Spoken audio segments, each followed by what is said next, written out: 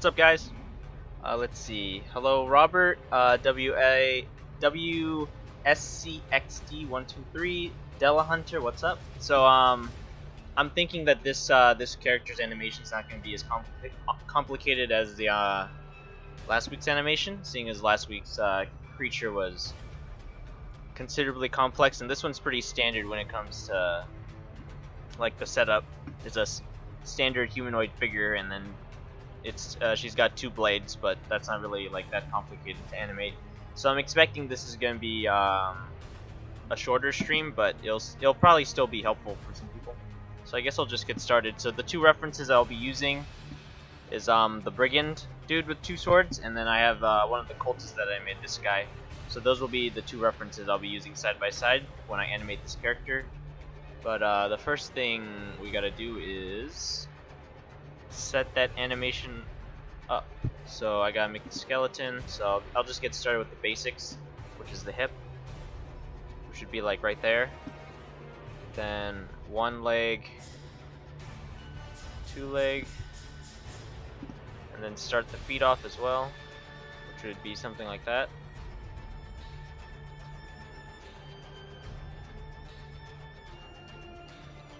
Cool. Then I think I'm gonna go upwards for the spine. Start the spine off first.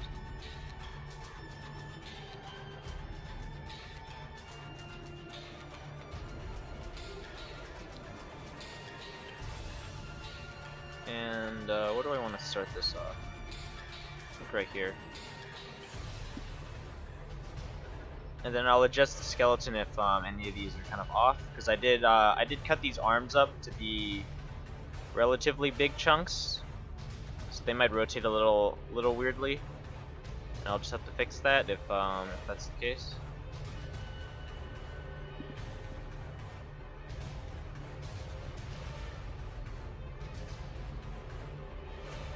Okay, the head's just one piece, so that's easy.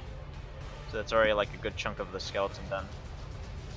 And then we gotta create one bone for breathing. Right there. Yep, okay. Just make sure to name that, because there's gonna be a lot of bones around this area because of the straps, and I gotta make sure I do the straps correctly. So then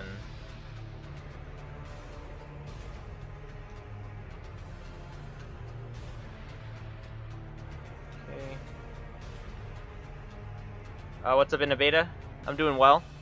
This is gonna be a pretty simple animation, so I don't think I'm gonna have like a headache or anything from setting this one up like last week. Last week's was pretty complicated. That should be pretty cool.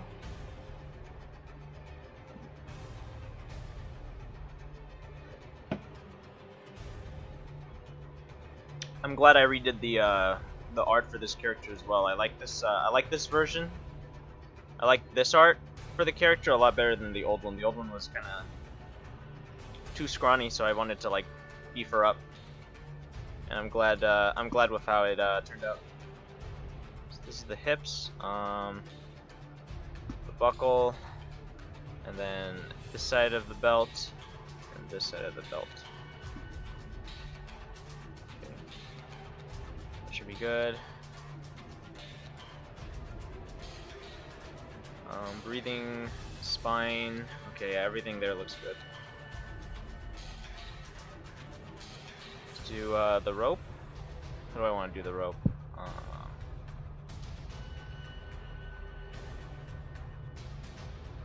trying to think how I want to do this. I think I'm gonna have it start here and then have the bones go up like this. And I'll just have to watch and make sure those are good when I animate it.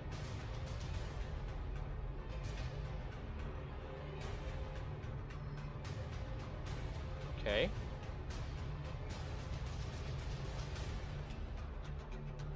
Actually, let's go back and make that 2.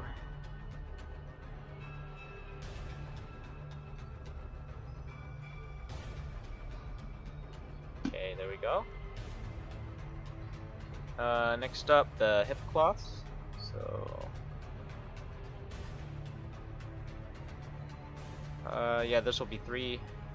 That one's fine because it's behind the sword, so I don't have to give it I don't have to give it like a third bone or anything. Then loincloth.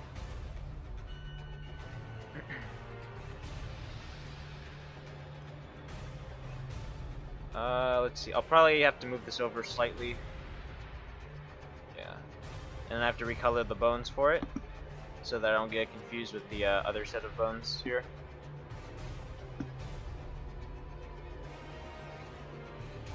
Okay.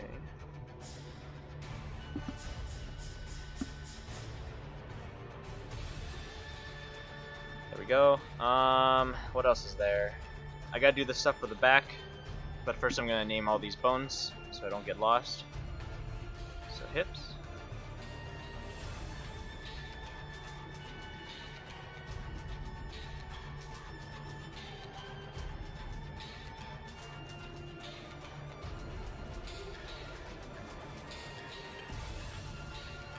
Oh, what's up, Dexy? I didn't see your hello.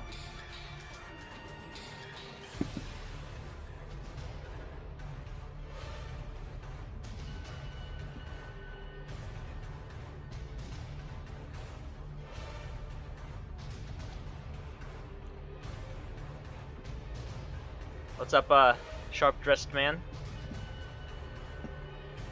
I'm animating this character right now. This is a relatively simple character, so this should be a relatively short stream.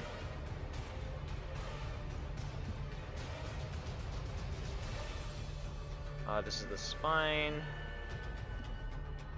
I think I'm basically done with the skeleton. I just got to do the stuff back there, and that looks like it. So, like I said, it's super simple. Didn't really require much.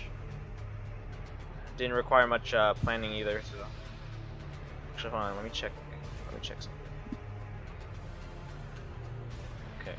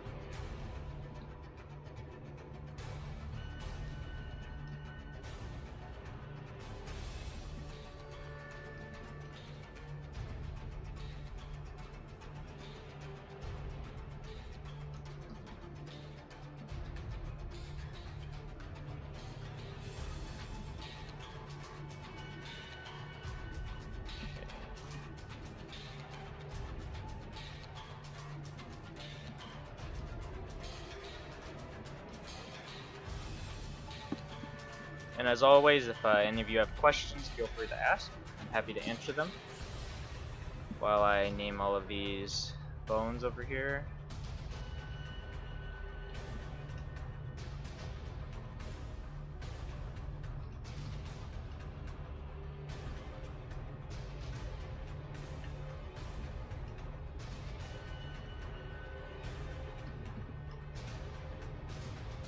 Okay, final one. Number 7. Looks good. I don't think there's anything else down here I want to really... Yeah, that looks like it. This is going to be a really simple one. Let's see. I was wondering about this for a while. Who do you work with on this new mod? If you can tell us, of course. I actually work on this solo since it's a hobby. I haven't, other than the time I've invested, I haven't actually spent any money on any of the mods that I make, since it's all in my free time. So right now it's solo, but I'm currently, I'll eventually, once this huge mod I'm working on, Sunken City, once it's closer to finished, like a beta or something like that, I'm thinking about reaching out to someone to help with music. Because right now it just uses music from the game, the area, and I want to have like a custom theme, but it's not like super high on the priority list. The priority right now is just to finish the mod. But if I can find someone that's familiar with Darkest Dungeon and is also a good musician, that I can find and then, you know, work with and obviously compensate them, then that would be great. I would love to have custom music for the game, or for the dungeon.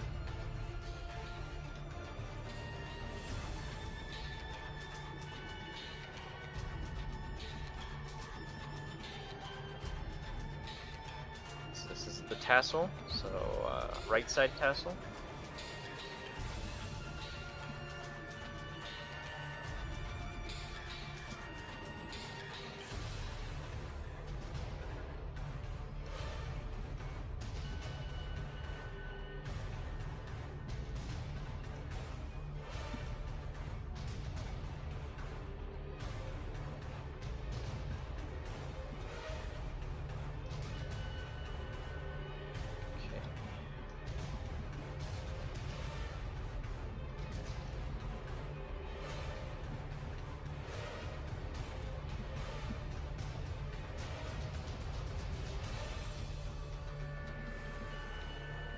Okay, there we go.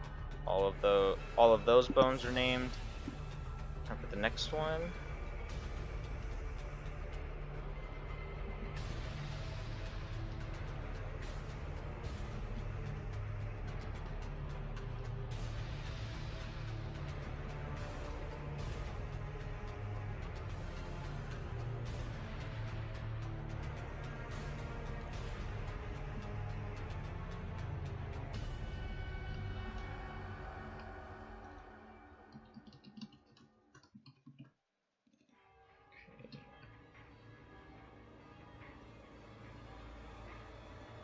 Which one is this one?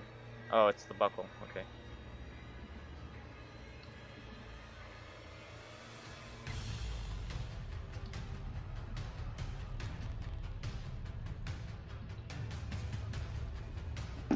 Relatively simple. Let's see. I think I want the elbow connected to the humerus.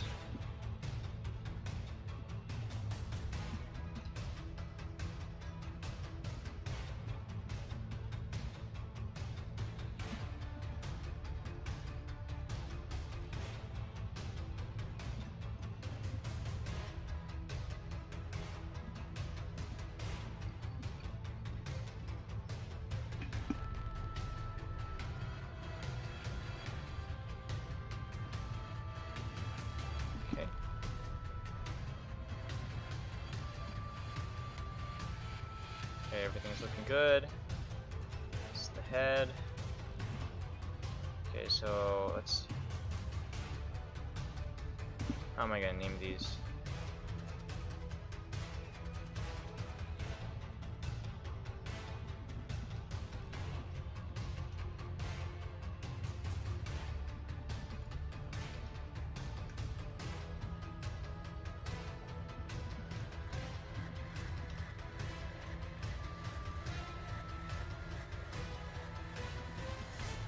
What's up, Anonymous Koala? How you doing? So, this character I'm animating is relatively basic. It's just, you know, like a humanoid figure. Very basic humanoid figure with some cloth bits hanging. So it's probably gonna be a quick stream.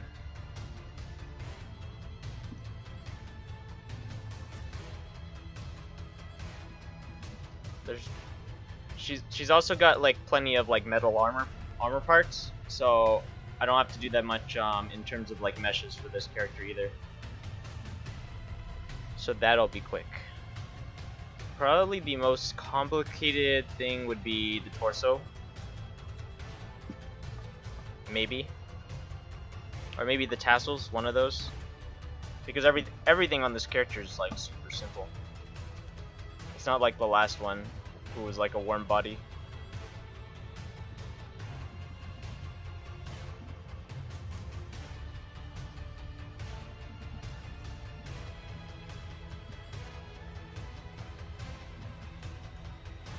I haven't been able to catch you streaming this. Thanks for sharing with us. No problem, Magneto. Glad to be able to stream this because I know people have found these helpful, which is great. the whole streaming thing.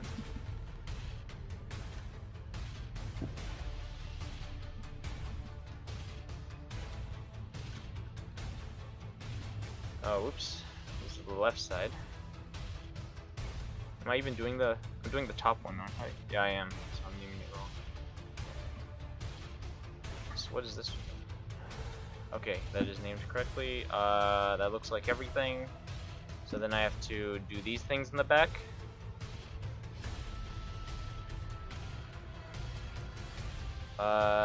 Should be easy. It doesn't really need that much in terms of like bones. Let me just make sure where this bit is connected. Okay, so it looks like it is connected to the back.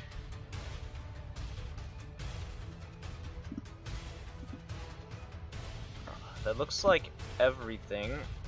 Just making sure I'm not missing anything here. Nope, looks good. Okay, so just have to name those.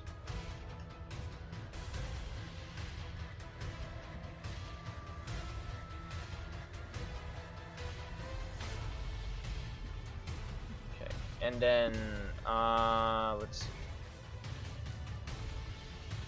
Yeah, that should be everything. So then I just gotta put all the pieces where they belong. I think I missed one. Yeah, way down here, okay.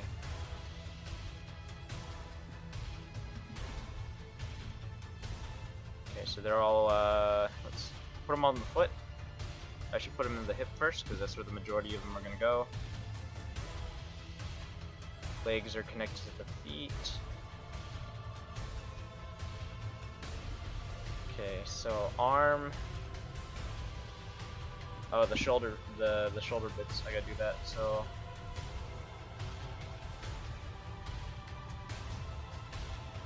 yeah, I'll connect like this.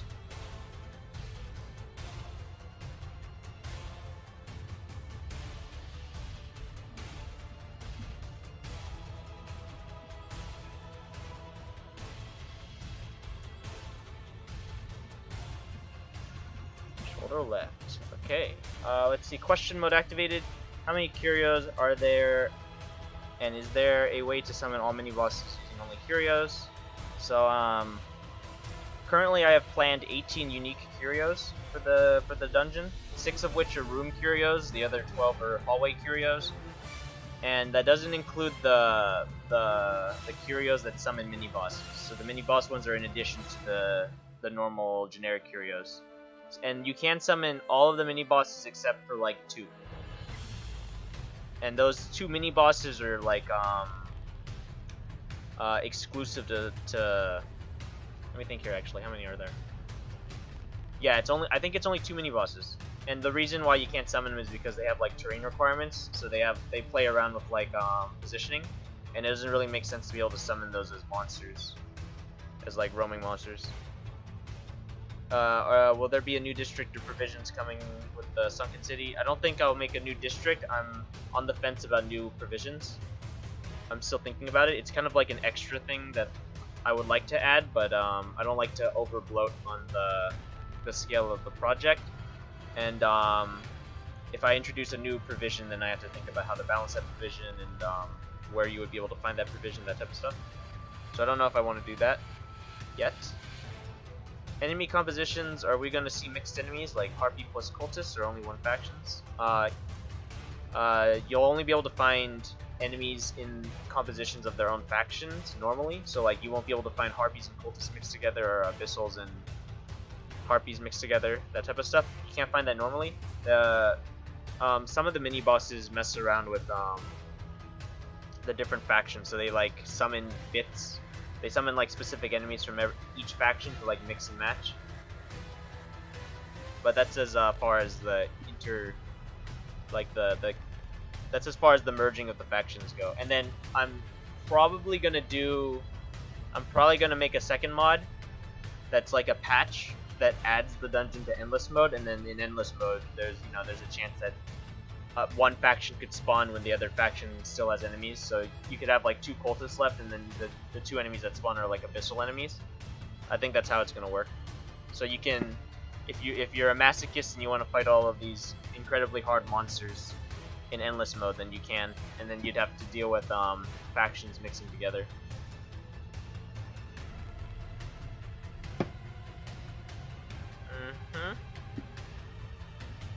Okay, where was I? Where do these go? Where's the rope belt? Here it is. Cool. The back of the skirt that I can see on the hips. These should go where the hip cloths are, which are here. But yeah, since Color of Madness came out, I've been doing a lot of changes with a lot of the character, a lot of the enemies and stuff like that. Like specifically, they rescaled champion dungeons, so I had to go through all the different monsters and do the same. Mostly reduced HP, I think it was, and increased crit. I think everything gained about 1 extra crit.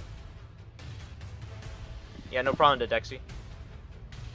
So you had to go back and rebalance a lot of monsters. I finally figured out their formula for how they actually calculate the monster stuff, which is great.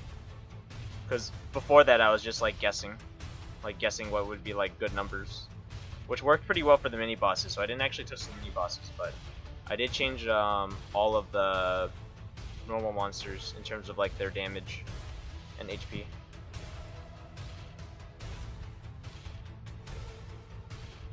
Okay, where's the helmet? Here it is. Okay. Torso stays where it is. This can go where it needs to, which is one of these. There it is. The swords, so sword left. Let's grab all the appropriate parts for that. Looks like that's it. Okay, where's the arm? There it is. Okay, let's see. Cho summed up the changes to Champ and Vet to me. Still going through, it wasn't that bad. I still forgot to add... Oh yeah, the stun thing. I still need to do that too, actually. I have a list. I actually have a list of all the creatures that can stun in my mod. I just have to go back and make all of those stun skills or whatever it was. It's on the list. I have like a long laundry list of things, like little things I need to change. I'm just really lazy, so I never actually get around to doing it.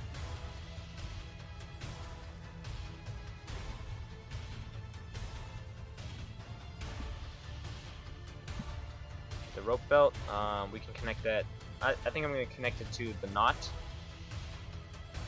Yeah, right there. Skirt stays where it is. Let's see, these are the straps, the chest straps, so I can grab those. And I'm going to connect them all to the strap buckle. Okay, so the next arm. Where is it? There it is.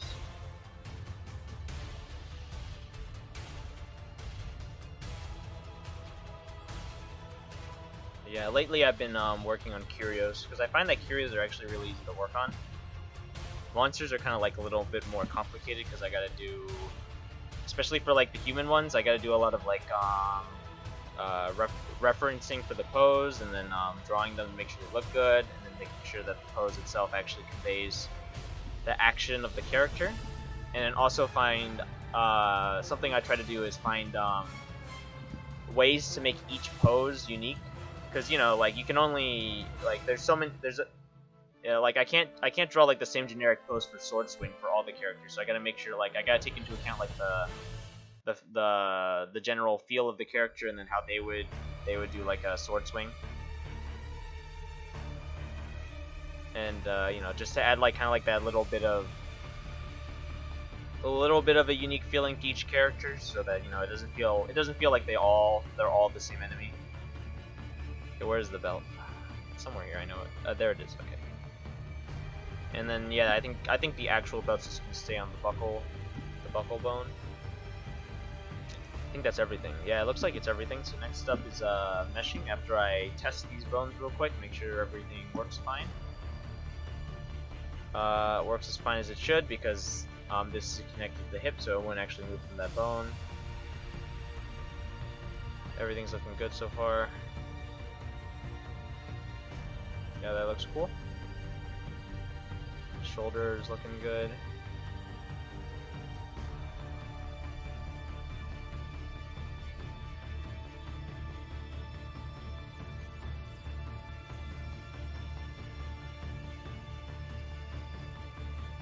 Okay, I think I like everything so far. Okay. Let's see. Playable beta win? Oh, not for a long time to Dexy. Right now it's in alpha, and I'm not comfortable having alpha testers because a big thing that I'm going for with Sunken City is I want to convey a lot of atmosphere and feel, and you can't do that in an alpha where almost everything's placeholder art.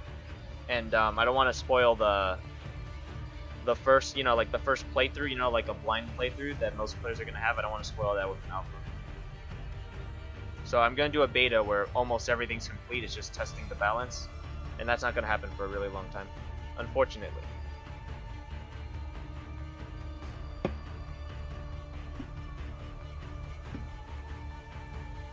Okay, let me remember to connect this to the upper spine, wherever that is, somewhere in this long list of bones. Okay, there it is. Let's see. Oh yeah, I had a question about spine. How do you work with effects for the skill visuals? Does it need to connect to somewhere, or do you just animate it doing its thing, and in game it attaches? Okay, yeah. So okay, so I can actually import a few effects and then show you. Let me do that. Let's go check out. Let me think of one. I'm trying to think of. Let's see. Where are some effects that I could do? We could do sisters. Yeah, let's do sisters. Effects. Okay, I can do Crimson Dance is a good one actually. Yeah. Where is it?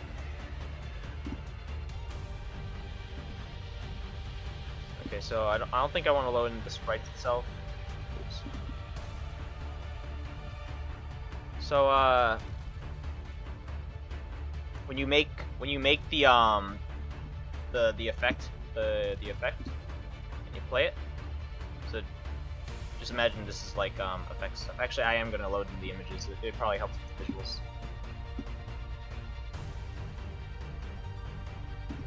Where is it? Okay, there we go. So when you have the effect and stuff like that, it's playing the effect and such, the bone you need to have on it at all times is effects skill, and that determines the placement of the skill in terms of the character. So where's the effect skill bone? So here's the effect skill bone. It's connected to just on the top side of this this effect, and that determines the placement. So in terms of a character, when you go to the character, if you have it set to chest effect in the art file, it'll connect to wherever the effects chest is for that character. So in this case, it's like right here. So then if I were to take actually, I think I animated this by accident. No, I'm good. Okay. So if I take the effects skill here, I'll just take the root because they're the same thing. So if this was attached to the chest, then in terms of placement on the character, it would be about like here, because this is where the chest effect is. So if I set in the art file to always target the chest effect, then in terms of like the effect, it'll do something like this on the character. If I just set it to normal effect, like FX with nothing else, it'll connect to wherever the skill effect is on the character, which is on 0, 0 for all characters, usually. So it'll connect like right here. And that's how you do like self effects, like let's just import another one. Let's just do like the Crimson Dance one, the one that targets herself. Okay.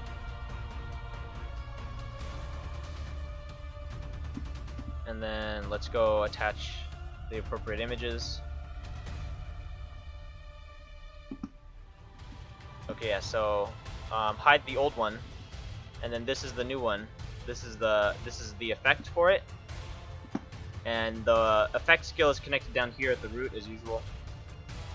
And then if I were to play it, that's the effect for the character. So since it's connected down here at the root 0, 0, and this is what I attach to the character's effect skill, just like the normal effect, it would attach to wherever the effect skill was for that character, which in this case is down here for the sisters. And then it would play the effect like that, which is just on top of her. So it just plays normally like that.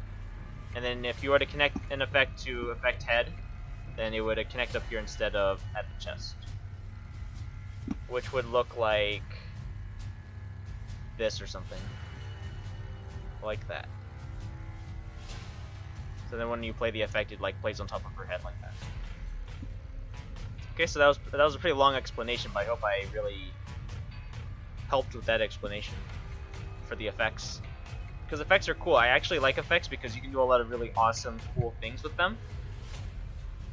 And the placement of it's a big part. And I feel like it's something that not many people explore, because, you know, a lot of people don't really think about effects when they're doing their mods. They think more of the character model.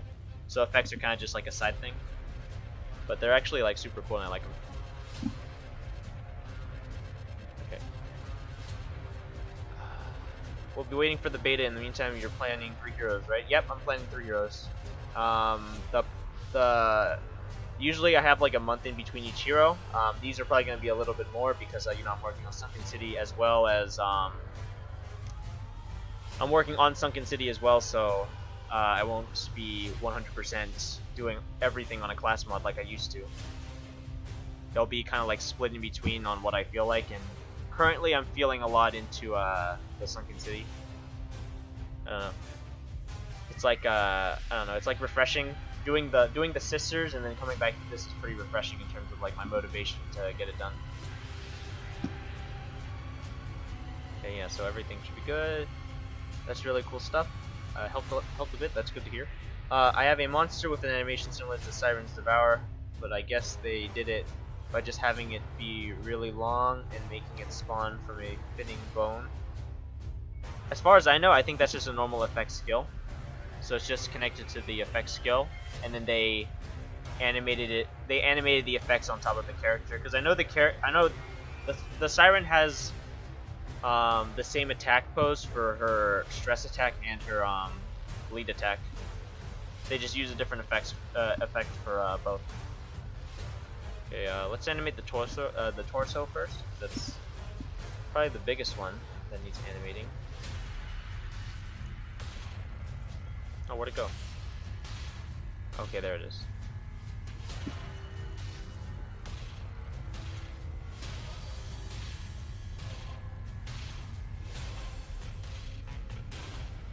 I think this is, yeah, this is not going to be like a very complicated mesh to paint weights on, so it should be good.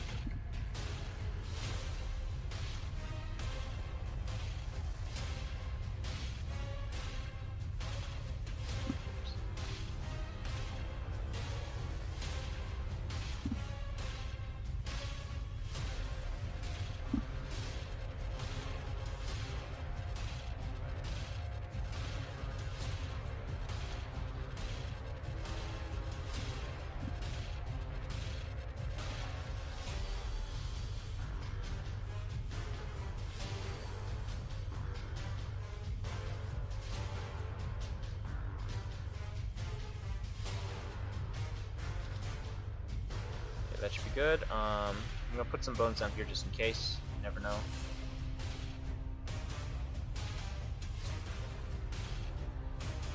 Okay, cool.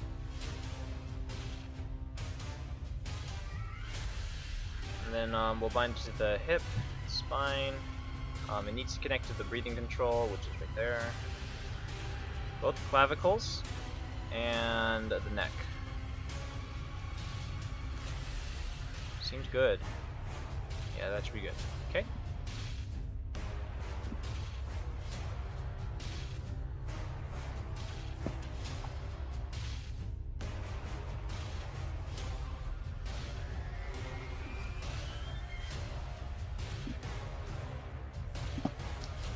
Didn't calculate the weights, but that's fine. It probably would have made it more work if it did actually calculate the weights. The weights. Should be good.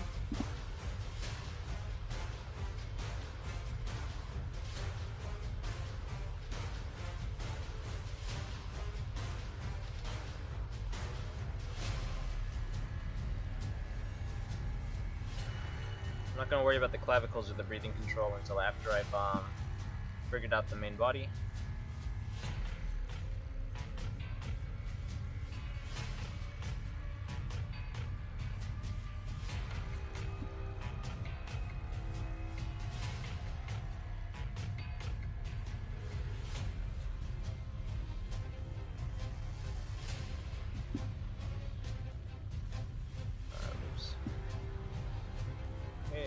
Test some stuff out real quick.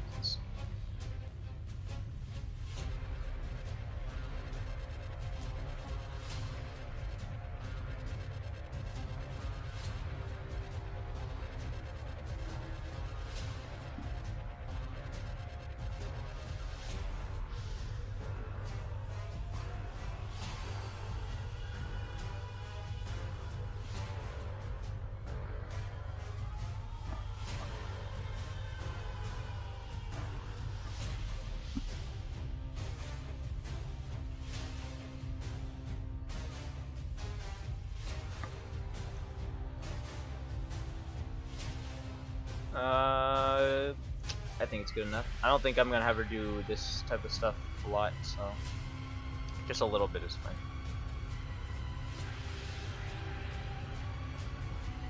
Yeah, that's gonna definitely need some work.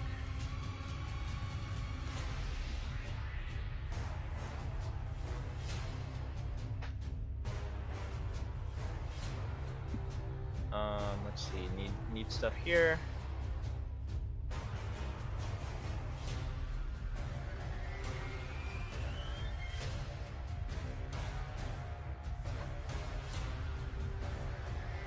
Just I think this right here. That's most of what I've got to figure out. So I don't want her to collapse that hard.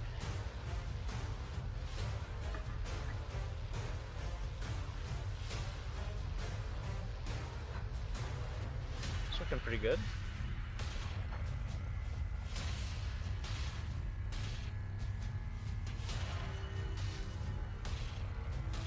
Okay, I think that's good enough.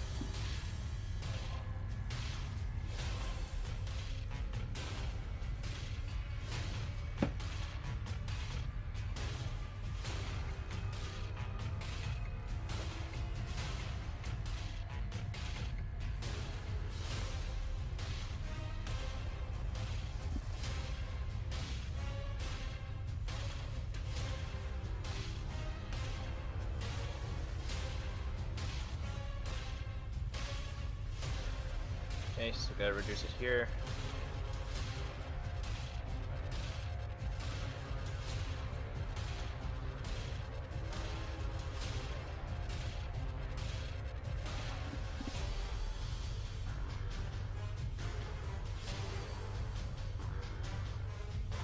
I like it. Looks good. So that should mean, yeah, everything. All these bones are good. Now I just gotta put in the clavicles. Should be relatively simple.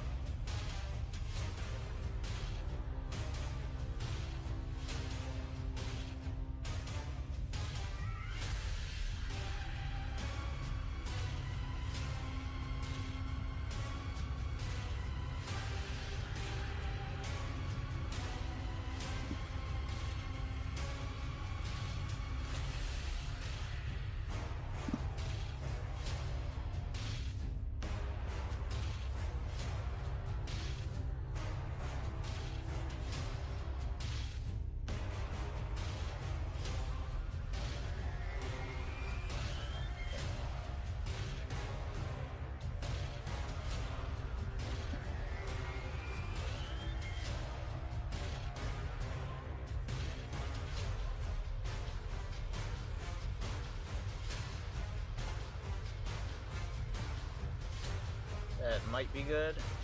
Let's check it out. I want to reduce control there just a bit. I mean, I need this one to have more control.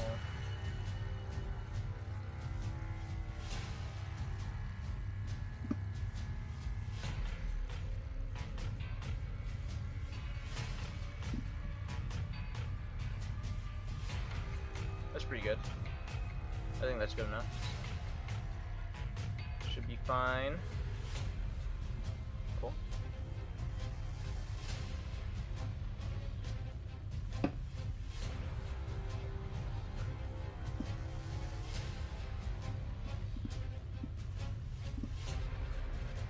I'll do the straps next because the strap should be really easy. I don't want to bind, I want to edit. So let's edit this strap.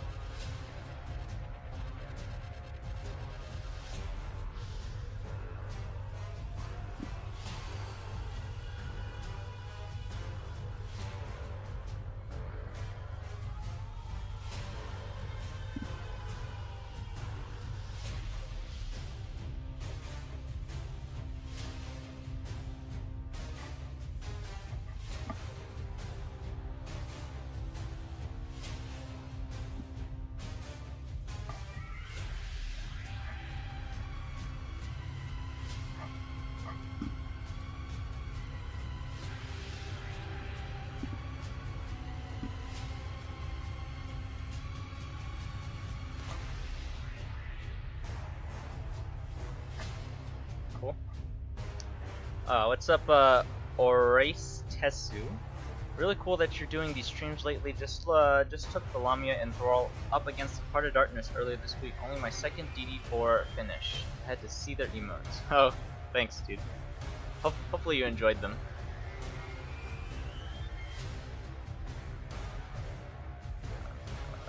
I'm glad that a lot of people like those characters, especially the Thrall. The Thrall gets a lot of hate for being like a big stressy boy, but I also know like an equal part of the community also loves him just because of like the what he is.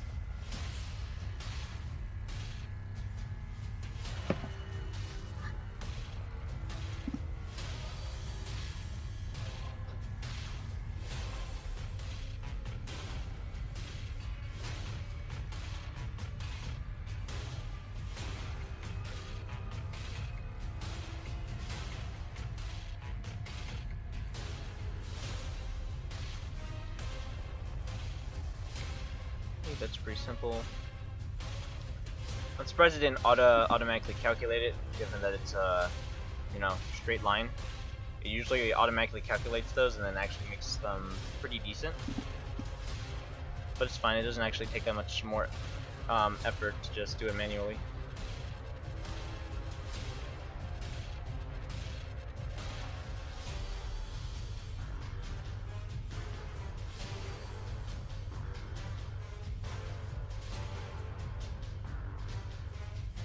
Okay, that's good. Just gotta, oops, give this a little bit more control.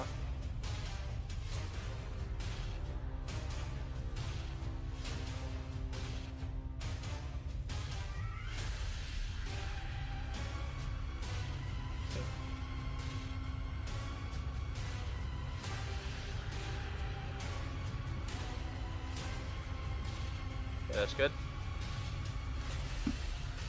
Let's do the next strap. Okay, buckle should be good. This one's the one to go.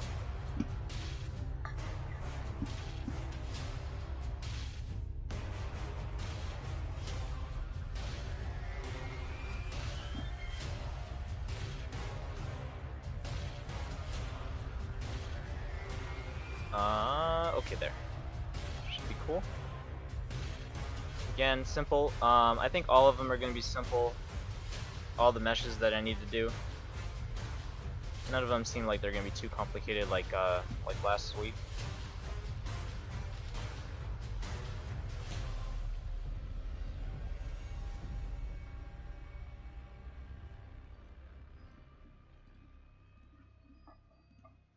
Cool, okay. And then just gotta bind it to all the appropriate bones, which would be this one, this one, this one, and these ones. Okay, let's see. Very much so. I had both of his CC trinkets equipped. I had missed that they were, oh yeah, plus 25% stress each. So I was pretty terrified for a minute. I'll have to try and take a couple more of your characters on my Blood Moon playthrough. I usually like I love it when people play on Blood Moon with my characters, because that's where like I try to balance my characters for is Blood Moon. Because if there's any place to balance the game, I think it should be Blood Moon, since there's actual lose conditions in that mode, which is great. Definitely send me a message on how they are in Blood Moon.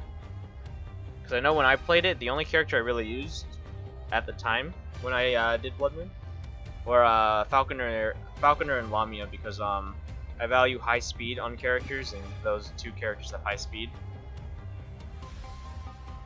And yeah, that's just how it is. By the way, what do you think of the Fool from Muscreen and Claire? I like the concept of the hero that can't die a lot. I like the idea of the character. I actually think it's definitely like Muscreen's best character so far, which is unfortunate since it's apparently his last. In terms of like, I like the design of the character. It takes a lot from you know, the nine circles of hell. You know, she's the. It was really cool to find out that the sword that she wields is actually an oar or a boat, because she's like a fairy woman, and the person on her back some dead child that she's trying to save the soul of. I think that's actually really cool. I think the execution of the character is really interesting. Having a character that whose main gameplay is to get afflicted, and then remove that affliction at the end of a fight is really interesting. I don't know how balanced it is, since, you know, that basically means that she's immune to stress, unless you get hit by like 100 stress or something like that. But there's no effect that can do that immediately, to my knowledge. Like, you have to get really unlucky for something that do like 100 stress in one turn. I don't know. I'll have to see some more gameplay of her to really like get a good feel for the gameplay side. But I think the art style, or like the art direction of the character is really awesome. And I watched the VOD from E5 of the fight with the big baby head. I thought that was pretty freaking crazy.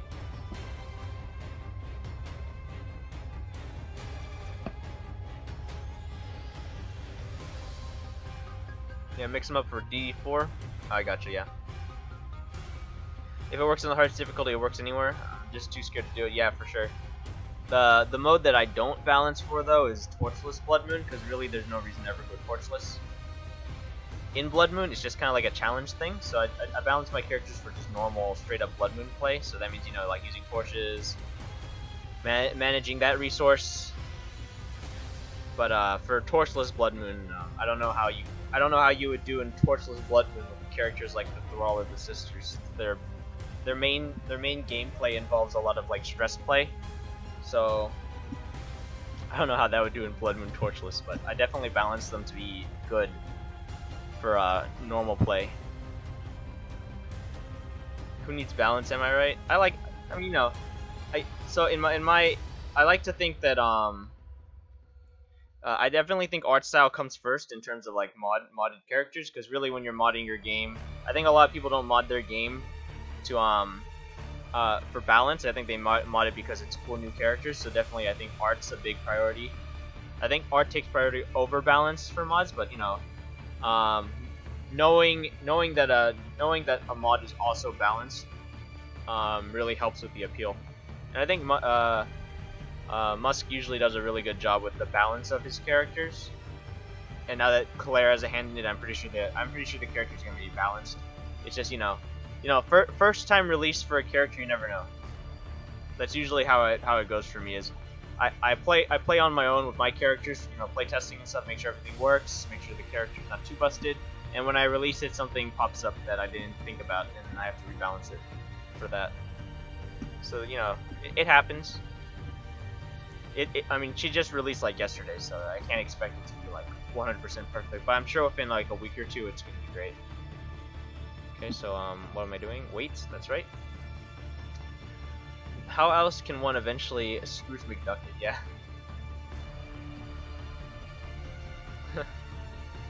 Sisters are really great. They're stress juggling, yeah, very engaging minigame. That's actually something I do a lot. That I try to go for is minigames for my characters. Like, I think all the characters except for maybe the Falconer has like a version of a minigame that they play. It's a little silly, but that's like my favorite thing in games is when it's like the big picture game, you know, like the general goal of the game, and then there's like these mini games you can do that kind of like help you with that goal, just to like mix up like character variety in terms of like gameplay. When I did play League of Legends, that was my favorite part, was that every character had like a little mini game that they had to play, you know, like management of their skills. That was like my favorite part of League, and then I just stopped playing it because, you know, League takes a lot of time, and playing it alone isn't actually very fun.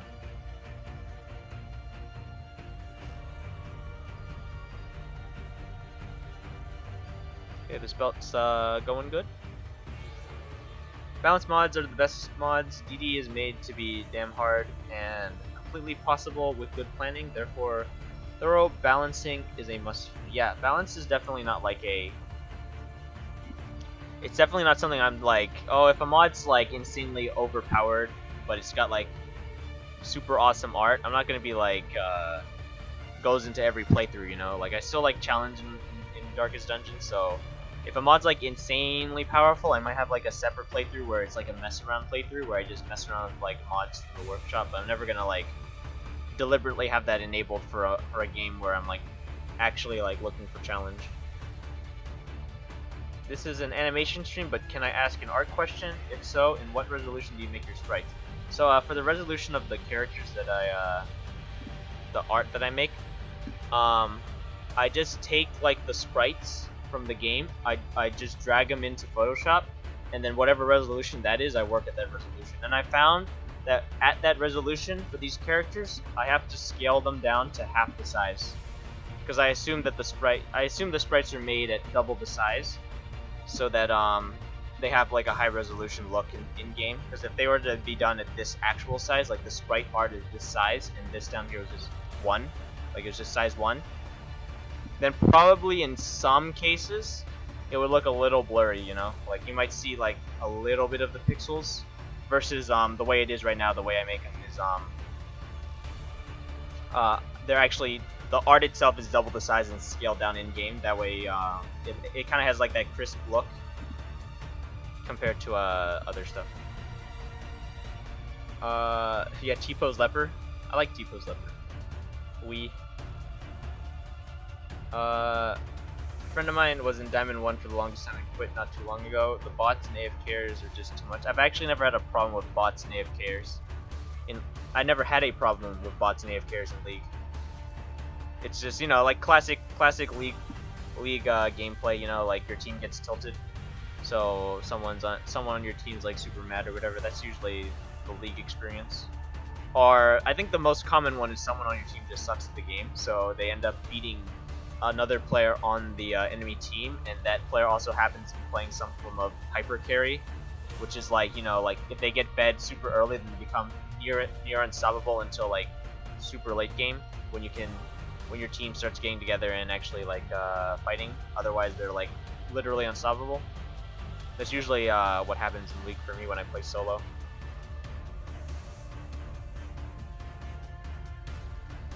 Let's see. It took a long time to use mods. Yeah, only ones that ever used because of their balance, lore friendliness. Yeah, I obviously try to keep all of them, you know, relatively high up there in terms of like lore friendly, and then balance, and then, you know, art is the big priority. So I try to make sure that the art is great, but I try to make sure that all of them are good.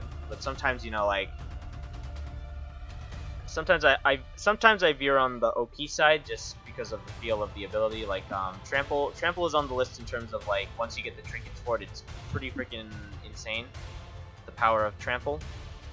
But I take into account that you need trinkets for that, and then it's like, you know, it's basically a one-use ability. If you can find a way to get it to be 2 uses by manipulating the speed of your characters along with like the movement of them to get it so Thrall can go back to rank 4, then I think you should be rewarded rewarded for that with another trample.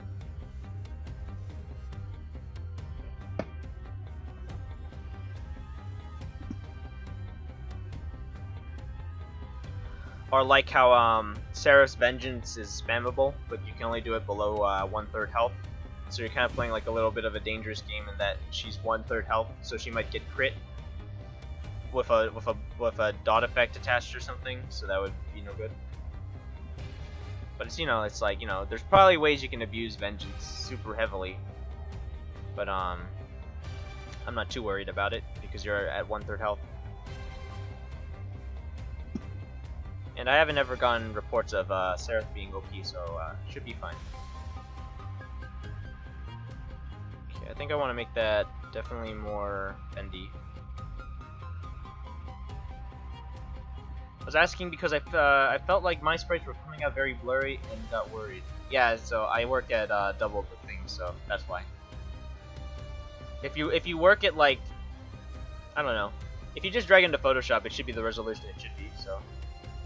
You should be fine if you do that. I'm working on a Victor mod and with someone for fun, and I'm doing the art, and boy is it fun learning the DD art style. I really love how you do it and just your designs. Good job, man. Thanks. Yeah, I like the DD art style in that it's simple. Not simple, but you know, it's easy to learn, it's easy to study, because it's a lot of understanding the reasons behind a lot of the strokes. And the main reason for a lot of like the art for Darkest Dungeon, the reason like a lot of the reasoning for like these big black shapes is because the art when Darkest Dungeon was in early access, Chris was the only artist, so he needed to be quick and make sure that he had to do all the art really quick, because you know you want to be able to they want to finish the game, and he was the only artist, so he had to do all the art really quick, so he did a lot of like messy stuff with the art, and it works with the art style because the game's premise is that not everything's in your control, so a lot of things are messy, and a messy art style reinforces that. So Chris could get away with doing a lot of the sprites really quick by, you know, just like kind of like quickly scrubbing in all the shadows and then drawing it really quick and not really worrying about like the fine details. So that ties in with the art style. And yeah, it's a really fun art style to learn, if I do say so myself.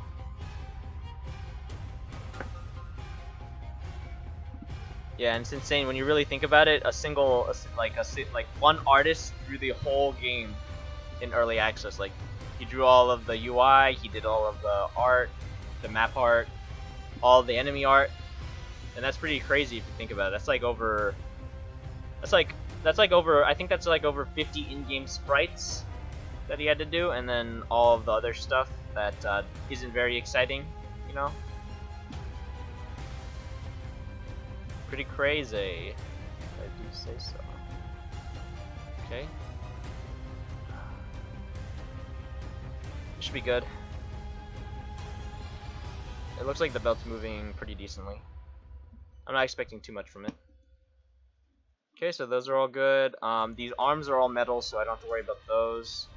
So then let's just go down and go to the belt. Easy. The belt's only going to be 4-ish bones, so should be easy. Here we go. Yeah, it's pretty crazy though. So with that in mind, I don't know what they're planning for their next game. But now that they have 2 artists, I think, yeah, Trudy and Chris. Now they have 2 artists. I expect that they'll be able to get, now that they don't really have like a super hard deadline because they haven't announced anything, they could get some like serious quality art done for that one, whatever it is. I'm definitely excited though to see what it will be. Part of me is hoping that it's going to be like some type of like ARPG. That's just me. I don't know why I want an ARPG, but something in that style would be cool.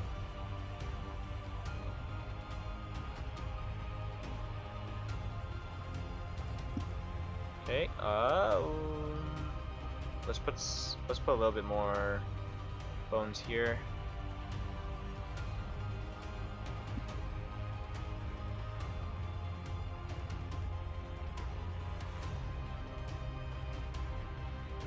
Okay, delete these outer bones. This should be good for the belt, seeing as it's not going to take up that many bones anyways. There we go.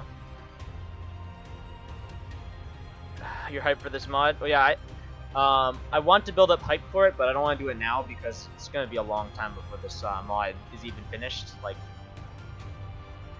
I can present all the monster animations and stuff, but I can't actually present much of the actual dungeon yet because a lot of it's still work in progress. But once it's actually close to like finished, I'm definitely gonna do a lot of like promotional art to like hype it up, just like I do for my class mods.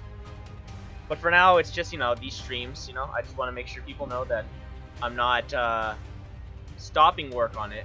It's just a very slow progression of work. Like. Every bit counts, so as long as I'm working on it, it will be a thing. So, but I'm glad to hear that you're gonna be hyped for it. It's a hard dungeon for sure, but I think that'll add to the appeal of the dungeon, seeing as it's an opt-in dungeon. It's not gonna like hinder you at all, so you can go at your own pace. And of course, if you're playing on Blood Moon, you can't go at your own pace because you got a time limit. But once you finish the final mission or whatever, then you can explore and get wrecked by all of these nasty creatures.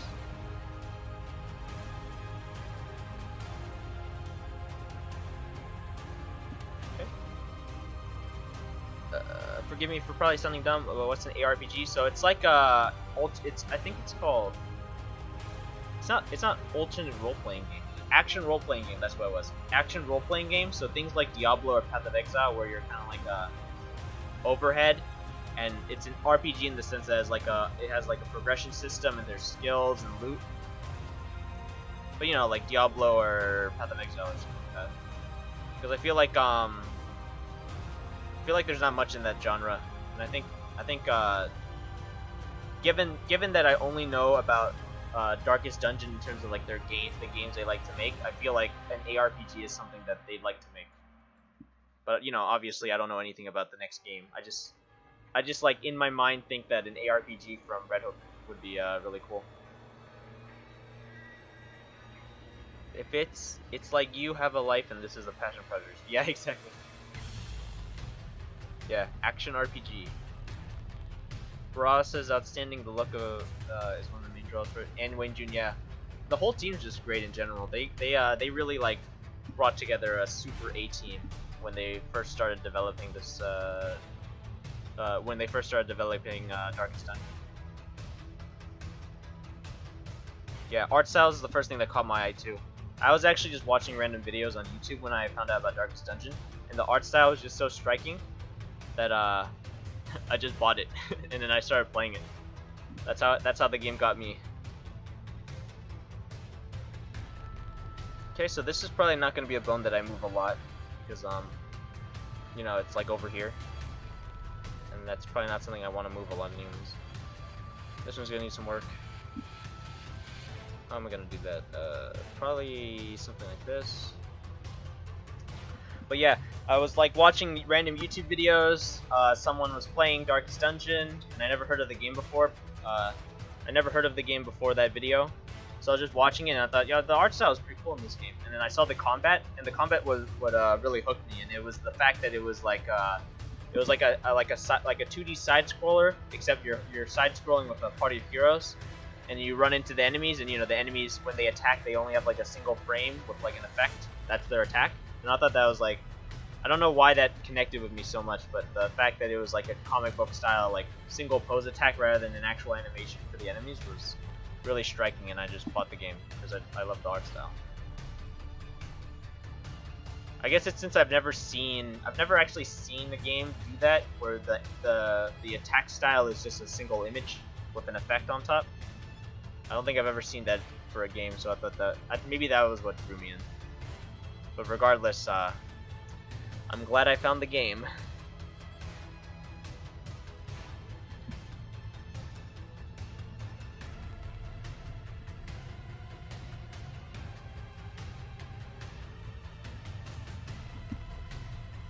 Okay, let's check it out. Okay, I'm liking that.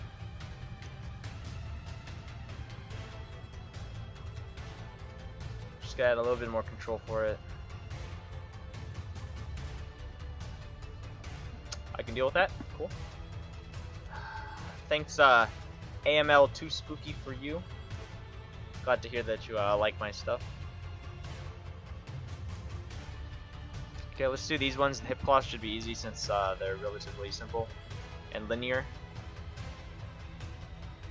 Yeah, Red Hook did a great job giving weight to the single frame attacks. Yeah, for sure. It's one of the things that I think they did really well was being able to do them as single frame attacks. And I feel like the part of the reason why they went with that direction for the attacks was because, you know, one artist, so they didn't want to... Well, one artist and one animator, so they didn't want to overload the animator by making all the attacks, you know, animated. And that would probably also overload Chris since he had to do all the art, and animated poses might also mean additional art for those poses that he needs to do. So I assume that's part of the reason why they went with it, but they made it work really well. It's very iconic of the game style. They just, you know, they did good with the resources they had.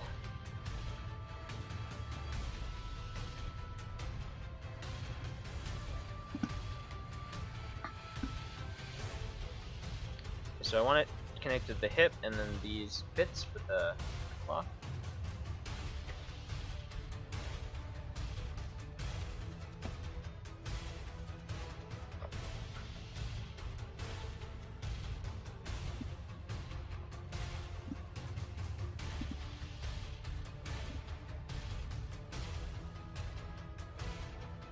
Okay, that's gonna need a little bit of work.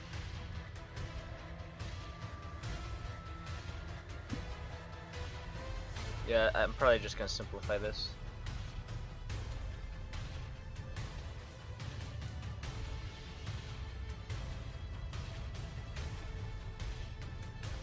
And then add yellow over here.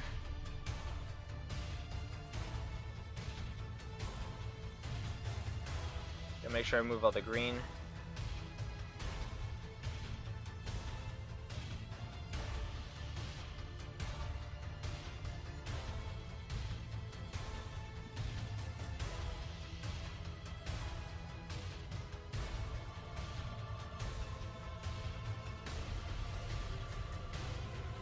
I can make that work. Let's see. Made them weirdly super cool by making everything paper cutout like. Yeah, for sure. What brushes do I use for character art, like in Photoshop or GIMP brushes? So yeah, Barasa made his brush available. I don't actually use that though. So Barasa uses kind of like a triangle for his brush, and he has I don't know if he still keeps to it, but he used to have specific sizes he worked at, so he could have so he could keep the line art consistent in terms of the weights. The brush I use is like a rectangle, so it's a literal rectangle like this shape with a little bit of texture mixed in, so it has like a bit of like a, you know, a very small kind of like chalk texture mixed into the rectangle, and that's the brush I use for almost all of the art that I do. So the coloring, the line art, that type of stuff, I almost always use that little rectangle brush. Yeah, I even use it for these textures here. So the coloring for these textures and stuff, all of that is done with the same brush that I use for the line art. And yeah, I usually, when I use that brush, I usually work around the same size.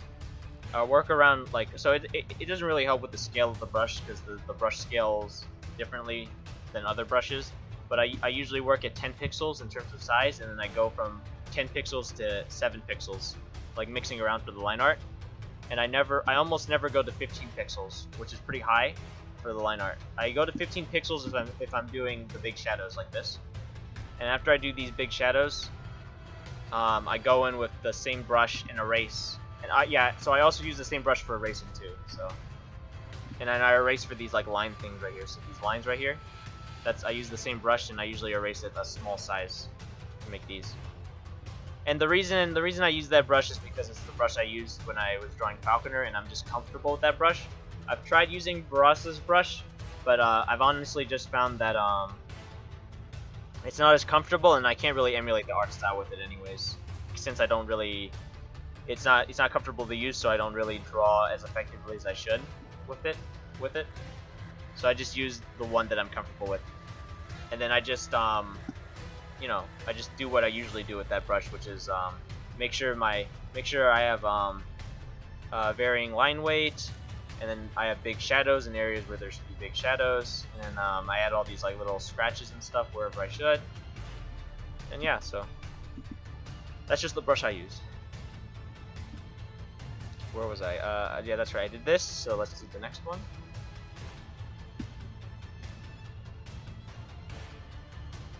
Yeah, I could probably make that available on like Patreon or something for free. The brush. It's not a very complicated brush. Probably do that after the stream. For all those people who want my rectangular brush. It's not even mine actually. I got it from a friend, and I don't know where my friend got it. It's just been kind of like the brush I've used for everything. I don't even know where it's from.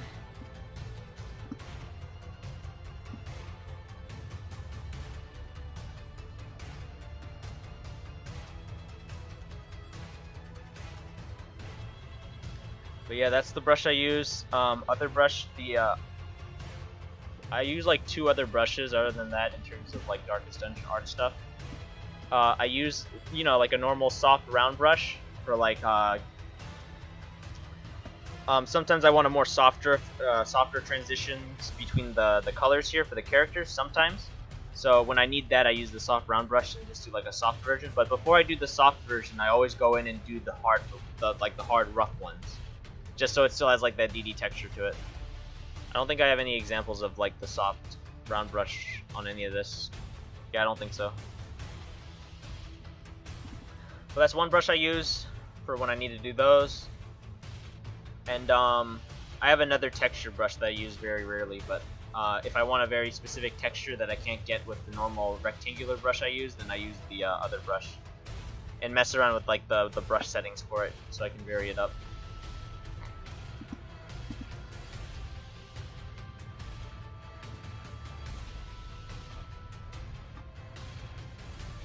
There we go. Thanks. What are some good styles to study to better imitate the style of DD? So obviously, the Darkest Dungeon style is the one you want to study for the style of Darkest Dungeon. If you go on YouTube and look up Darker Dungeon, there should be a YouTube channel that has all of the art streams that Red Hook ever did for the game in early access, and I just watched those and listen to like Chris talk about like his art style and stuff like that, because he goes pretty in depth in terms of like what he's thinking and why he's doing specific things for the characters. And in addition, you can watch him sketch up a character from start to finish, so you get an idea of like the general process. The thing I do different from him is he likes to do like a very rough sketch of the character, and then lower the opacity of that, and then draw on top, you know, like the refined line art on top. I like to start with the rough and then just work off of that. So like I usually rough in the pose, and then I just go in with my brush and eraser, and I erase the junk, and then draw in the refined stuff like the arm and the armor. And the reason I do that is because I find there's a lot of like emotion and feel that you can get from a sketch. And if you draw a completely new sketch or like a new line art on top of that instead of just like working off of it, you can sometimes lose a lot of the feel of the original sketch. So I like to work from the sketch rather than draw the sketch and then lower its opacity to draw a new sketch on top. That's usually how I like to do it. So that's one thing that differs from my process from Chris's. But like I said, I find that it works because I'm comfortable doing it this way. It's really cool that you're able to emulate the style so well with the technique. Yeah, for sure. Like I said, it's comfortable. That's why I can work with it. How long did it take me to learn the art style? Let's see. So you can, I guess, I don't know where along the line I learned the art style, but obviously the Falconer's a good one. I did a lot of like pre stuff a few months before I actually worked on the Falconer. So there was some of that, but I didn't extensively study the art style. A lot of what I did was I kind of like drew up the character in like the proportions of Darkest Dungeon, and I put it into the game because at the time I learned how to code code for the game and then put characters in. So I put in the Falconer, and then I just like kind of like looked side by side, my character versus the characters in Darkest Dungeon. I just looked at them side by side, and I was very nitpicky about very small details on my character versus theirs. So things like the contrast of my character is too high versus the contrast of the other characters. My character is too colorful, or the line art is too thin compared to the other characters. I didn't have enough heavy black shadows that a lot of the characters have on their art. Or like the style of like the face for my character was different from the style of the face of the other characters in terms of like how the proportions are dealt with, and the way that Chris likes to draw his characters. So it's just like being very nitpicky about the character. I think I actually ended up changing the final sprite for the Falconer like 15 times before I settled on like one final image, and then I changed some more in between development. So it's just being very nitpicky about your style versus the game style. And yeah, but yeah, obviously the Falconer still has like issues in terms of like the art style. Like it just feels just off. It feels off enough that a lot of people don't really like think it fits. But obviously I've improved since then, and I've been able to match the art style a lot closer. As you can see with the sisters, I've been getting a lot of comments that the sisters are like the sisters fit the art style really well. Okay, that looks cool. That looks good too, and that looks good. Except I kind of want the yellow part here to have more weight, so I'm gonna do that. And then I think that's good. This is the awesome part about the auto weight, is that it does a really good job with straight lines. Anything else though, it just ends up wasting time.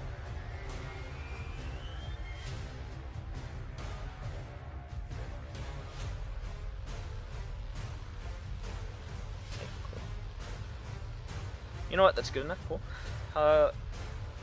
Yeah. Okay. I'll be back, guys. Gotta use the restroom.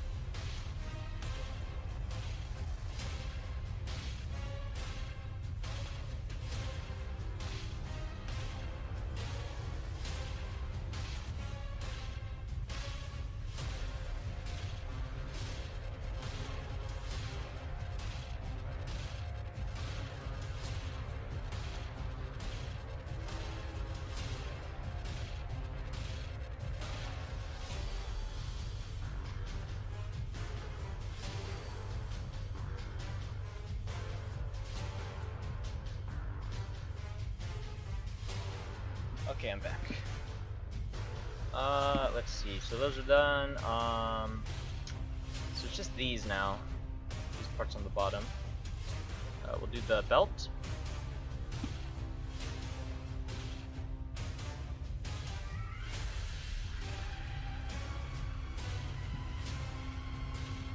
Okay, so the knot.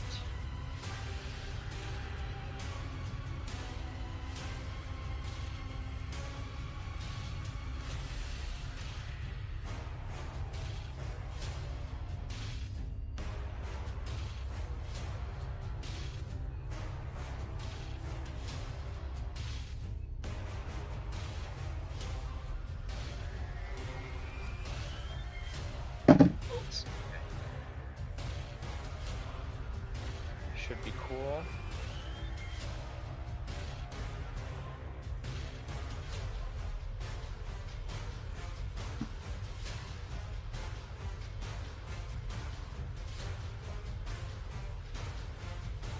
And then this side, I might need to put more bones to separate these more. Maybe. No, it looks like it's good, so I shouldn't have to worry about that.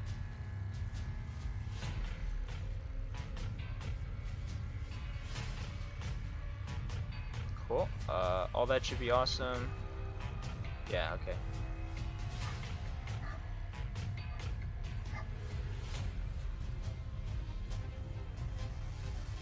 Combine that here.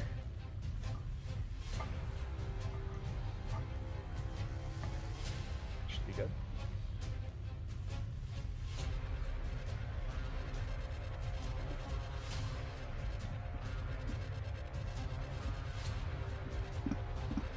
Hey, it didn't calculate, that's fine.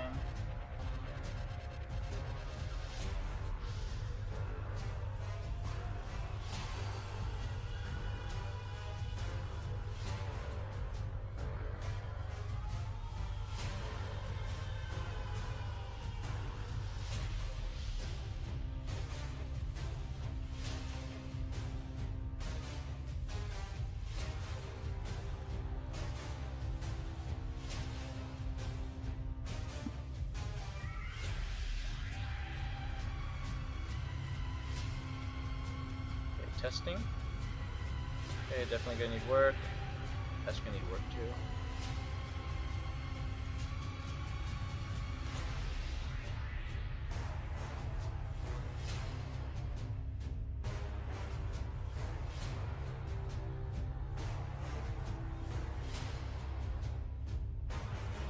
Okay, pretty good. I'm okay with that. And that's probably gonna need some more.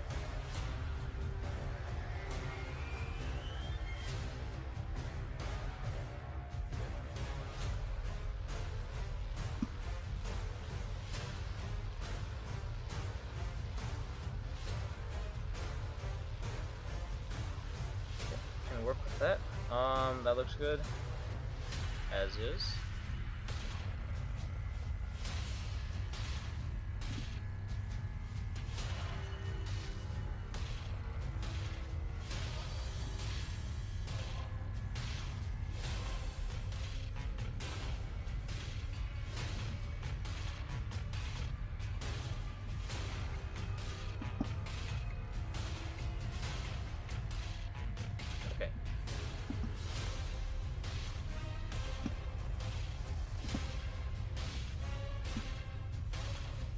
Let's see, this one should be also simple,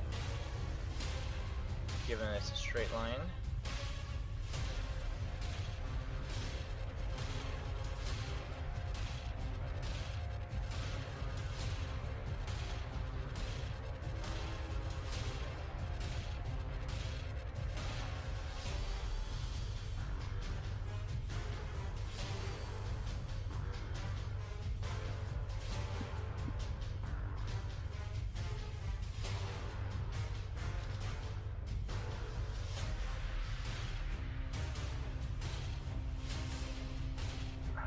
What is your favorite mod from another DD community member? Oh man, that's a tough one.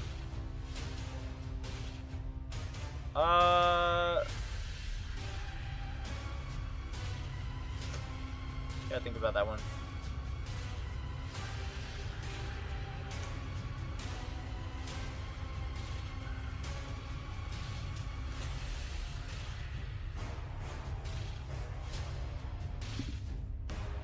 Trying to like register all of the different mods for the game made by people other than me, and really thinking about which ones I really enjoy.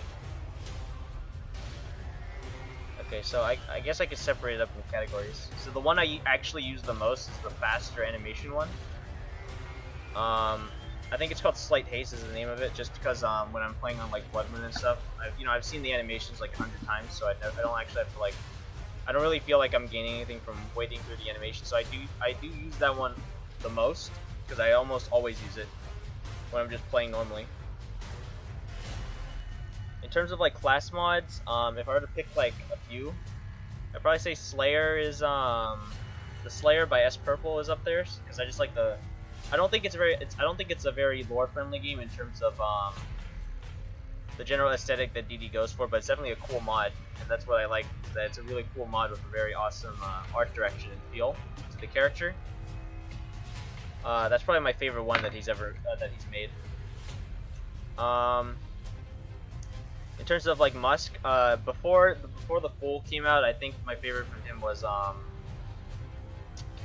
Fawn, just because I think the Fawn fits the general theme of the game a lot. Even though I don't know how viable it is to have someone have like a orange creature as a hero, but it's still like a really cool character, and I like the gameplay for the character as well, and the fact that it's kind of like a blood. It's a glass cannon that has a very high chance of just dying, but it does a lot of like damage. Like it can ramp up really fast, which is great. But since he released the Fool, I think Fool's probably gonna be my favorite from him because it's such a interesting character. What else is there? Yeah, those are probably my favorite mods, or like most used mods. And then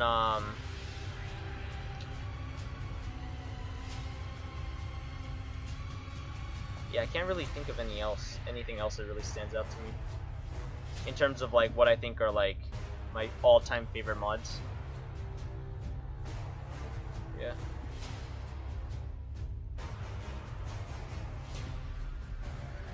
Maybe I'll think of something while I'm working on this.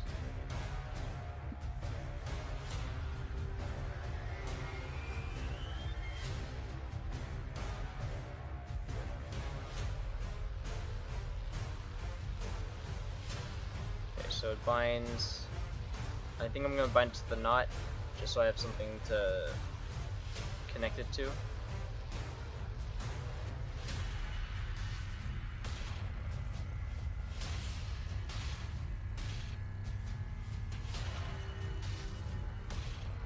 I actually need to go back and add a few bones here.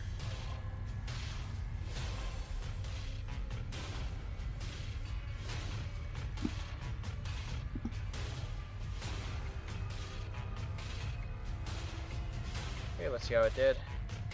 That's pretty good. I can deal with that. That's decent. Okay. Okay, it looks like it did a good job. The only thing is I need to add this bone's controls.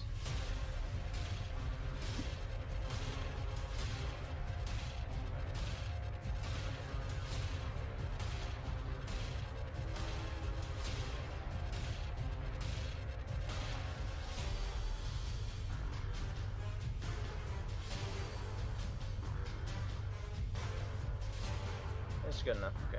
Next one.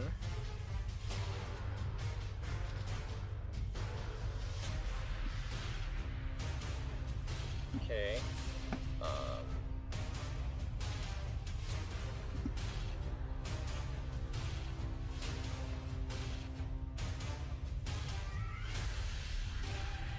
Actually, I'm gonna make another bone here, or a point.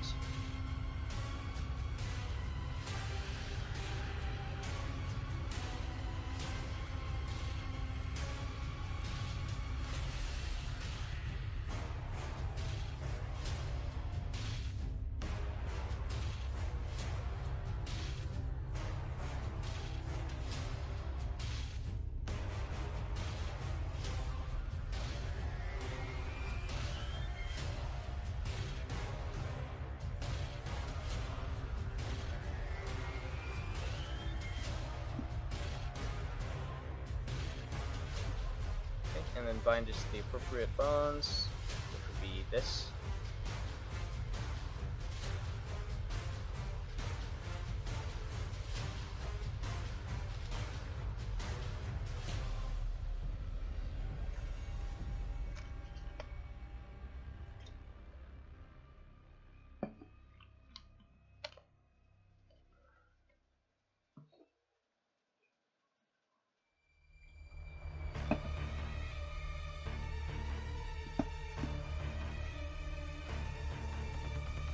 Top 3 darkest dungeon characters to smooch? Only half joking. That's a serious question for me. I mean, I gotta think about like who are obvious waifus and who would be people I would actually like legit admire. Let's see. I think Grave Robber is an easy one for me. I don't know why, I just like the Grave Robber. Vestal might be on the list. Freaking Dismas. Dismas is probably on the list.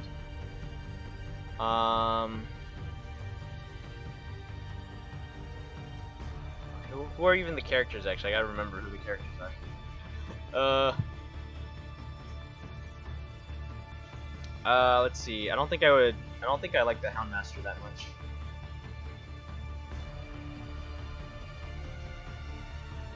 Oh yeah, this is probably those three, actually, yeah. So, Grave Robber, in order of the smooch, Grave Robber, Highwayman, and then Vestal, probably. Unless I'm missing, like, a very crucial character on the waifu list.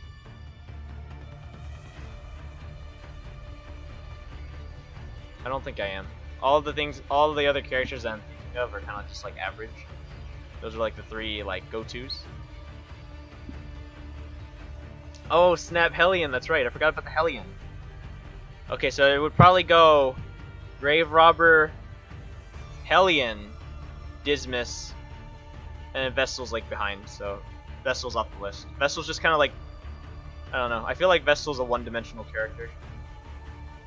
I don't know enough about her to think like, oh yeah, she's a cool character, I can relate to her.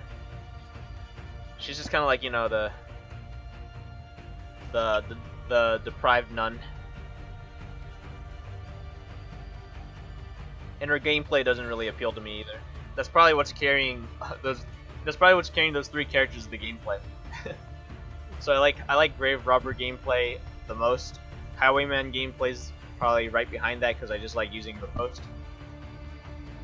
And then Hellion's behind that because Hellion's flexible. And Vestal's behind that because she's just the Vestal. What's up, Iso Zane? The most wonderful thing about Darkest Dungeon is how easily moddable it is. You really can't tune it to your preference too hard, mod it too easy, mod it too little titties, mod it. It's great. Yeah, for sure. That's probably that's what. It's interesting that in terms of like modding games, it's like this game and then Don't Starve are like the only really big 2D moddable games. And I like Darkest Dungeon because of the simplicity, but you know, obviously it can also be a hindrance in the fact that you can't actually make new code. So you can't actually code new things into the game. You have to use what's existing.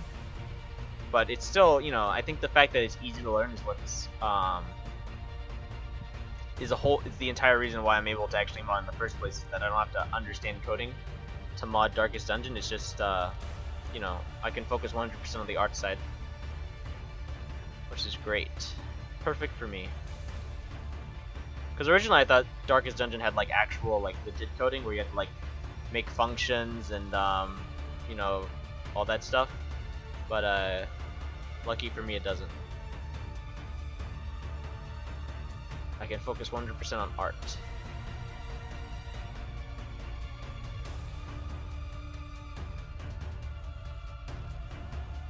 Okay, let's find a way to fix that. I think I have to put stuff here to fix it.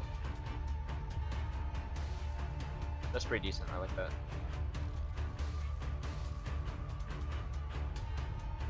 Good enough.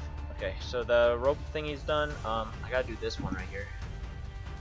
The best part.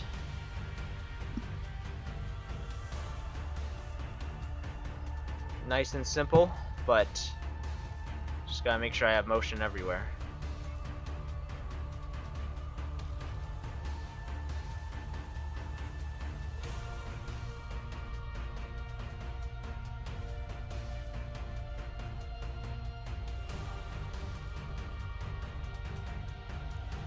And one there. Okay. And then I think I'm gonna bind it to the spine as well as the actual bone for it.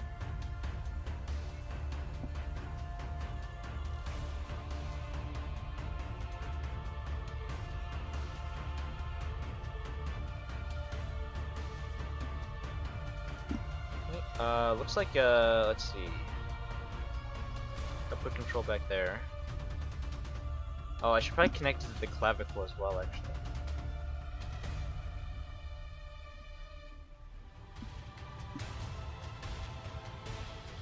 So I gotta think about how it's gonna connect here as well.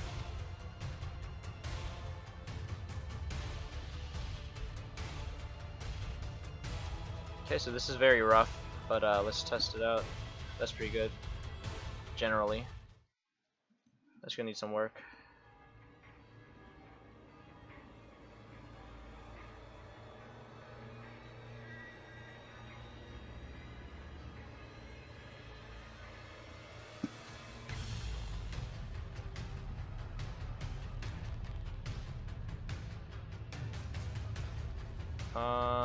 Okay.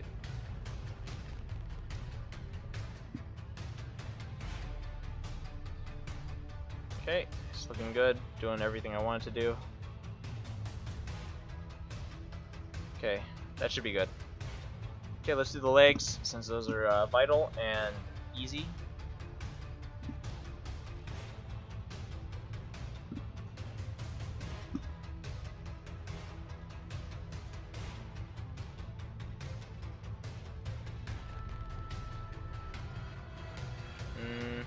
There we go.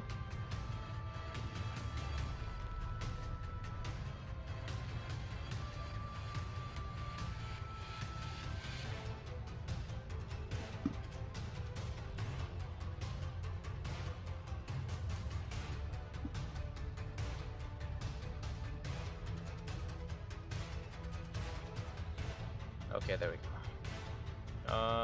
Yeah, I think that's good.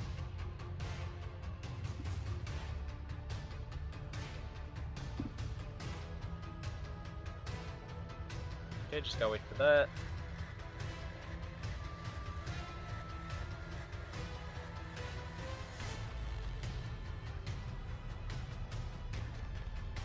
Cool. Let's see. I don't know if it did a good job. Doesn't look like it.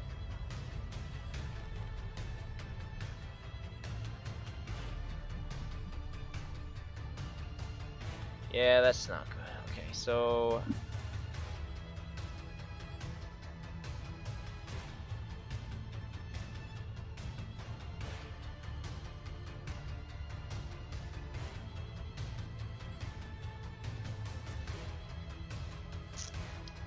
okay. Okay, that's working. This needs to be fixed, whatever is causing that. Oh, okay, so let's go put a new let's go put another bone. Because this is sneaking through.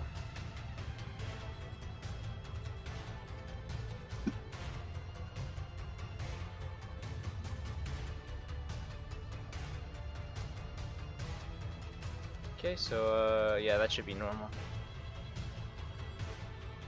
Okay, so that leg should be fine, as long as I don't do any anything too crazy. Okay, time for this one.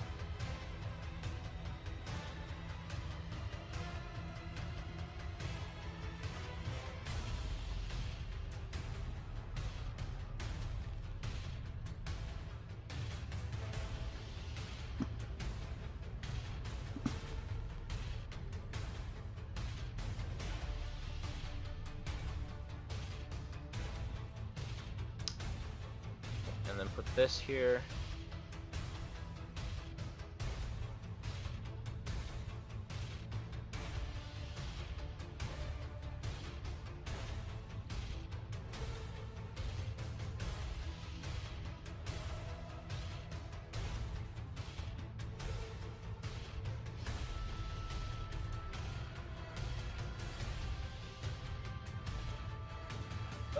Okay, so close. We got like 2 more bits.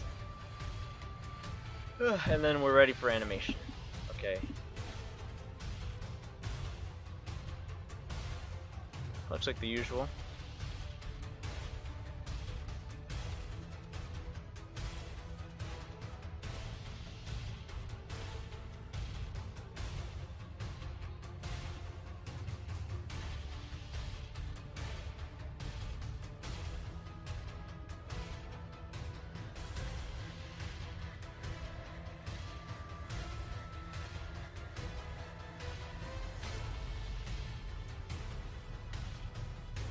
Okay, so everything should be good now. That looks pretty good.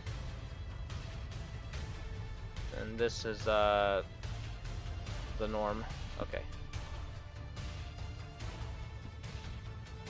So then the loincloth, and then I just gotta do the back one as well. I think that's everything. Yeah, it looks like everything. So then we can animate. Okay, it should be super simple because there's nothing too insane with this one.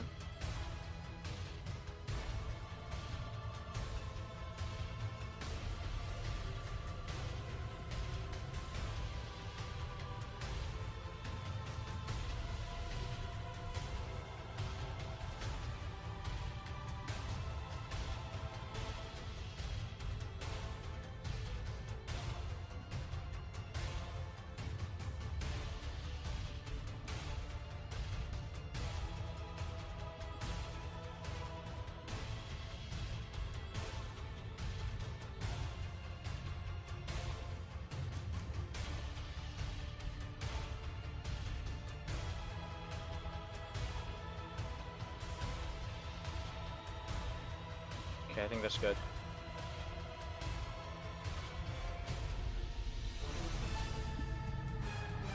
Binding it to the correct bones.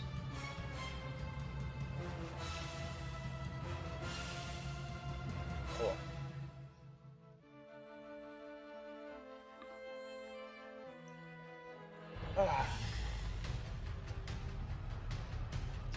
Oh, that looks like a mess. Hopefully I didn't do too bad of a job. That looks good. Pretty good. Pretty good. Okay, it's a good thing it's linear, because it's doing pretty good so far. Okay, yeah, so I like everything about that actually. That's fine.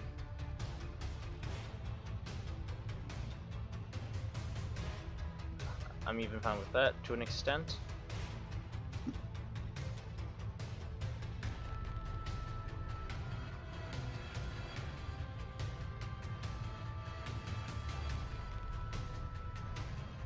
You know what, good enough. Okay, so let's do the back. That should be nice and easy.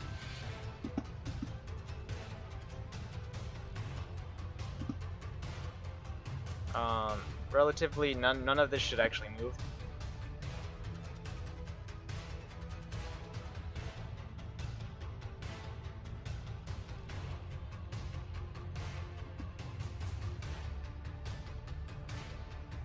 I think I separated all of this out, so I gotta make sure those have separate bones. I can actually check. Let me check. Yeah, I did. Okay. So I do have to make sure I have separate points here for these. I gotta be very careful with that.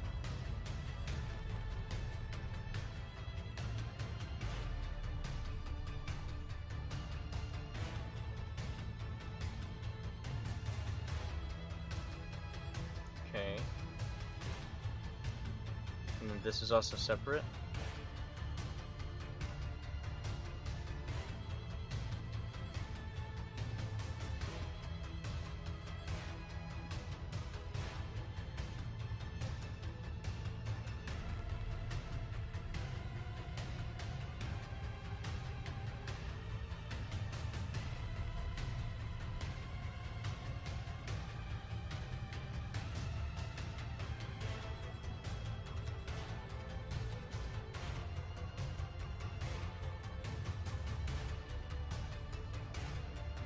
Okay.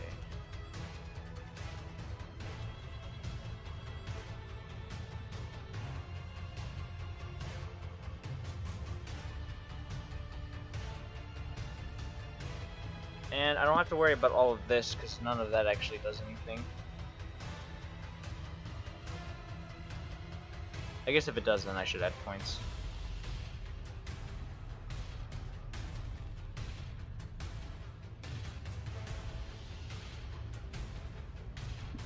Okay, and then I just gotta bind it to the hips, and then these four, and that's it. Cool. So close. This might be a mess though. Oh yeah, that looks like a mess. Okay. Okay.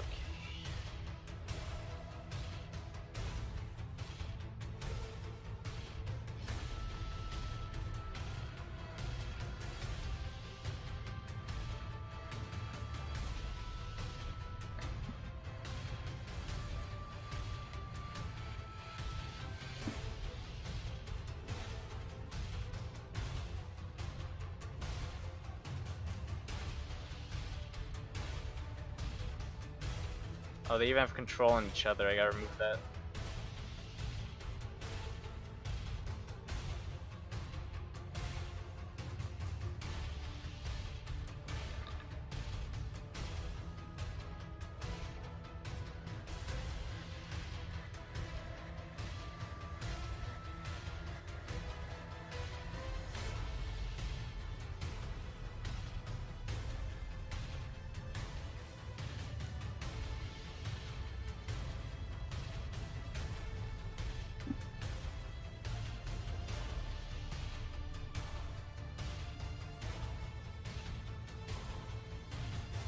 And then, let's see. I think I want this to have all control on yellow.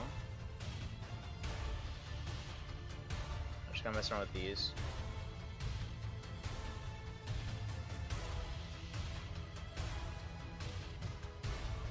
Okay. That's gonna need a little bit of work.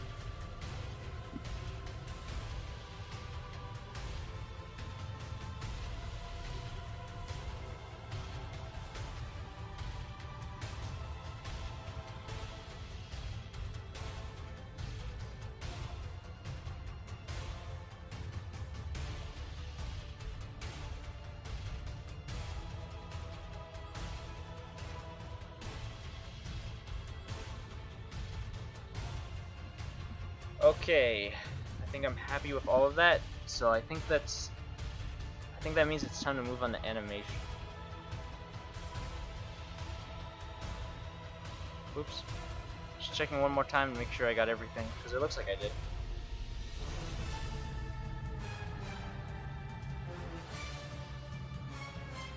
Yeah, everything should be good. Cool. So time to move on to animation.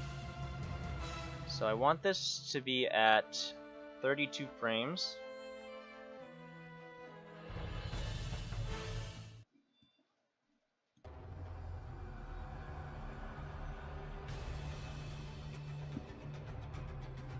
And I just gotta figure out a basic movement.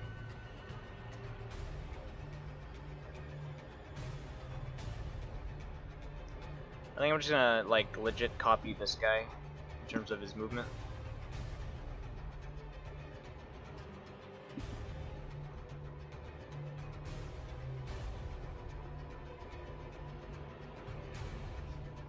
So let's copy the brigand boy.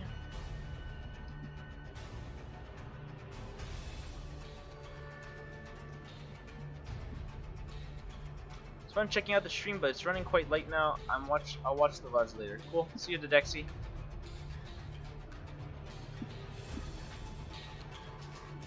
Okay, let's move this this lady. I think this will be a downwards movement for sure.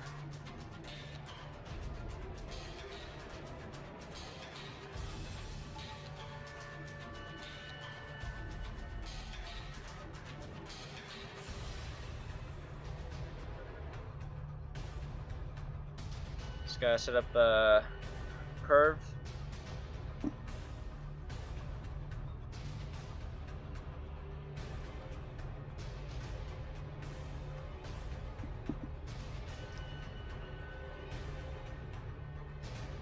Is that too fast? Feels a little fast.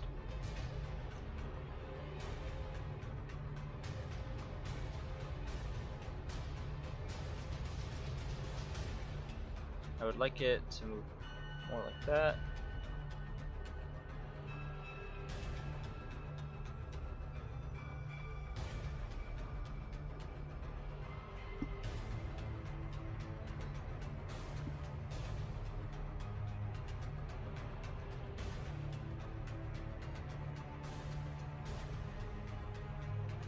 Okay, I think I'm gonna work off of this. Let's see.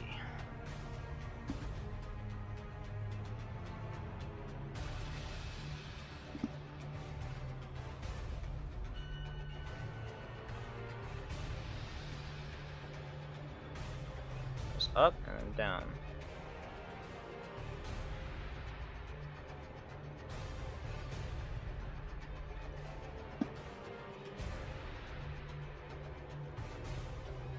Turn off image selection because I don't need to select them in this mode.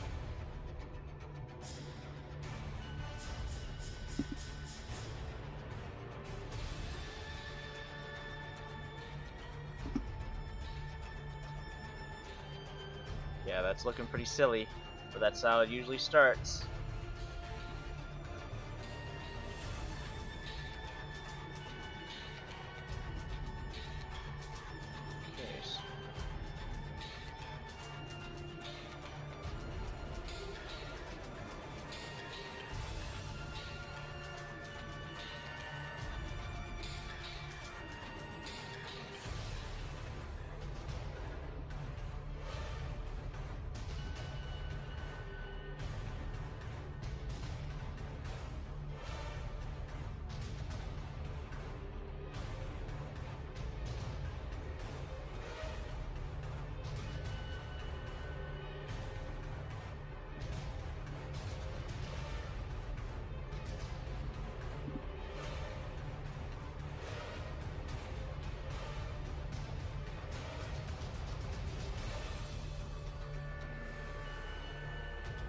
Just trying to read what I want this supposed to do. Because I want it to be like a mix of like, you know, like dual wielding, semi-hulking, you know, like menacing fighter type deal.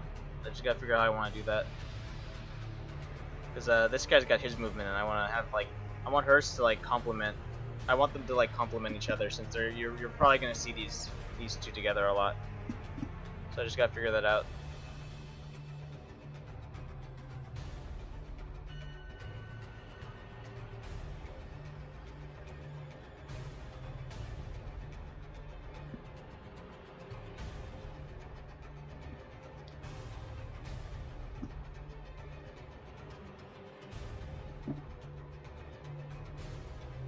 Okay, definitely need to work on this.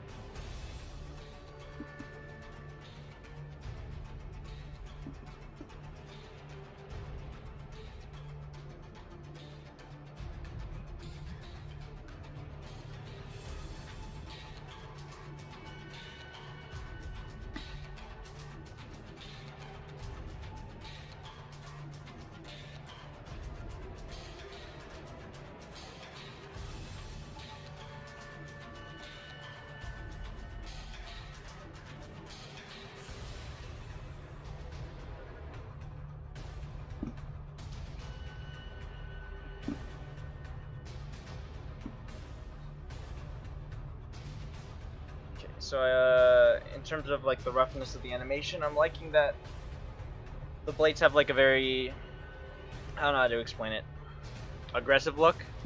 At least in terms of like the super rough, just like me placing in the bone, or the little dot here, this stuff.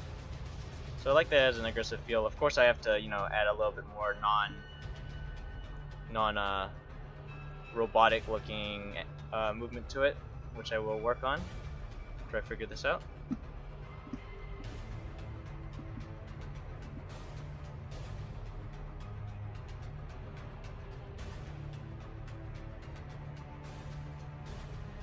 Okay, let's try a few things.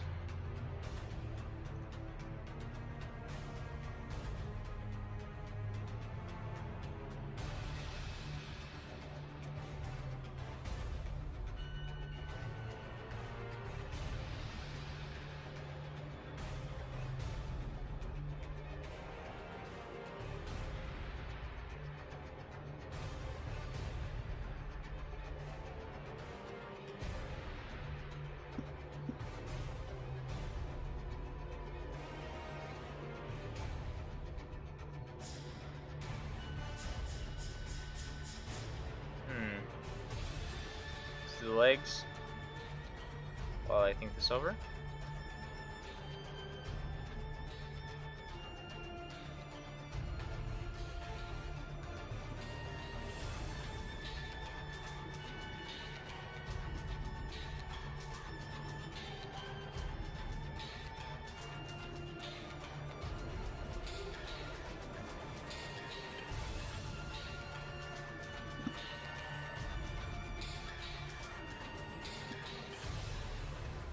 Okay, let's see.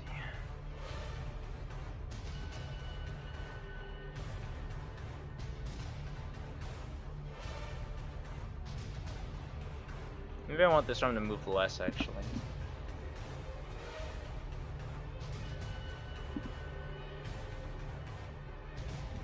I like the more movement, actually.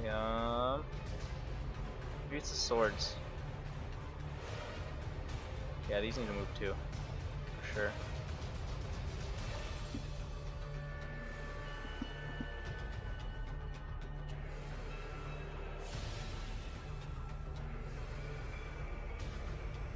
I gotta figure out how I want to balance that too.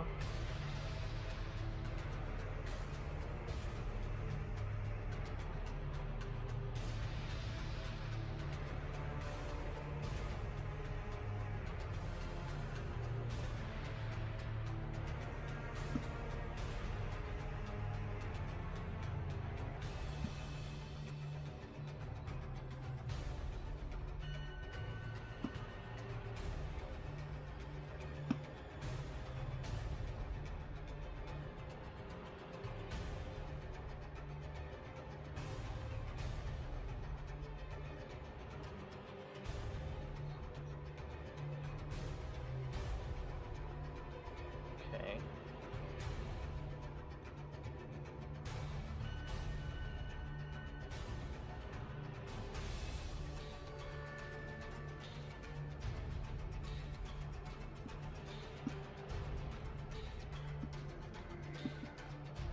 There's usually like a clicking moment in my brain where I figure out what I want, and I'm waiting for it to happen while I mess around here.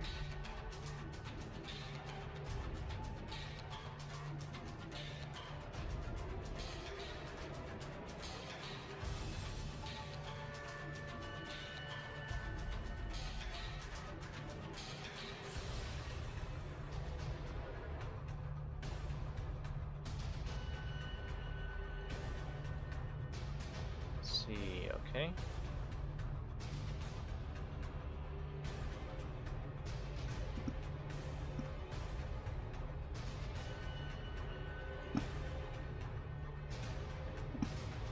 Let's try this again.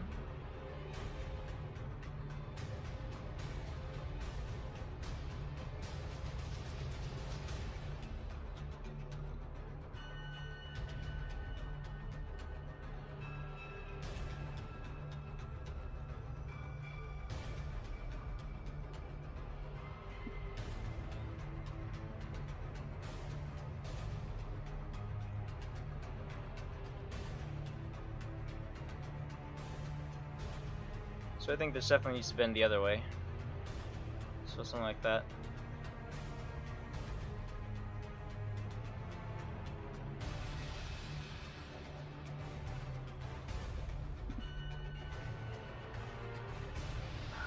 Let's see.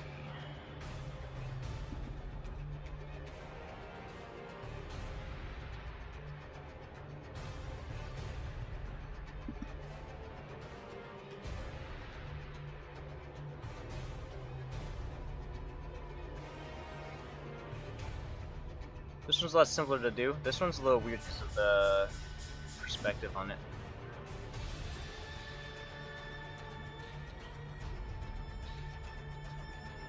But I'll figure it out, given time.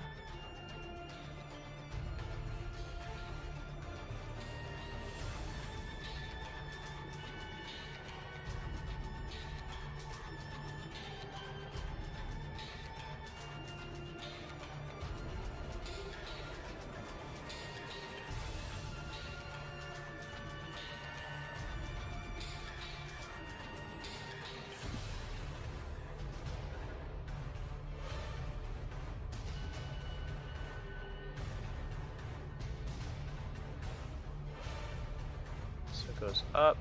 Kind of want this face down more.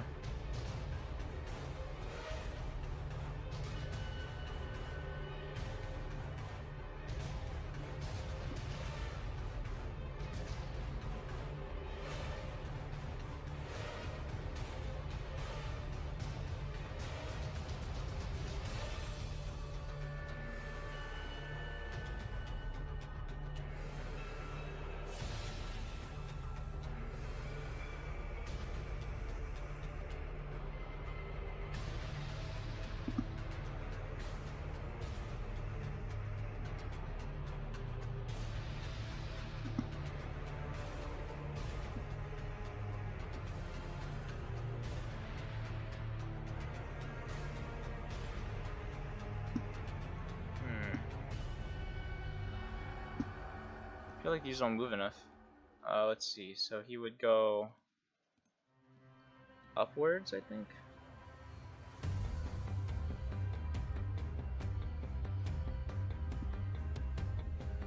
And this needs to stop moving so much. Oops. Looks like I screwed something up.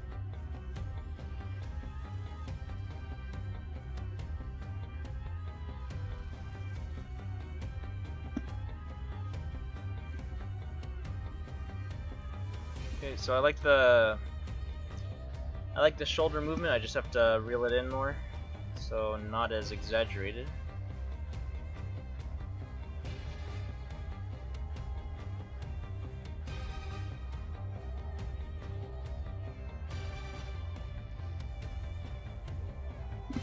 I would like this to go up.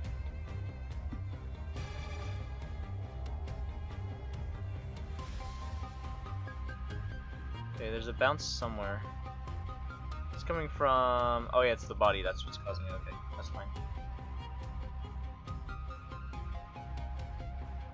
Oh, and this too, dang. Okay, let's fix it. Make it bounce properly. Dang, what the heck? Okay.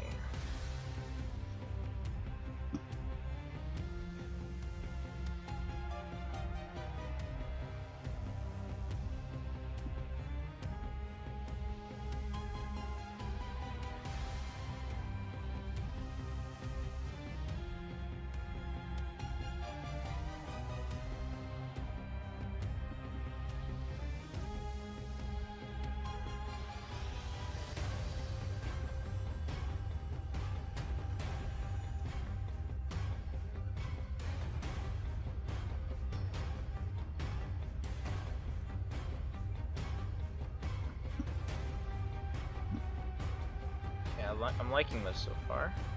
Let's see, that's on 21. Let's add a bit of movement to that. One day a Marvin mod will have titties that aren't weak-sized. What? I hope Sunken City has a boss that's just a giant breast. I mean, there's that big blob.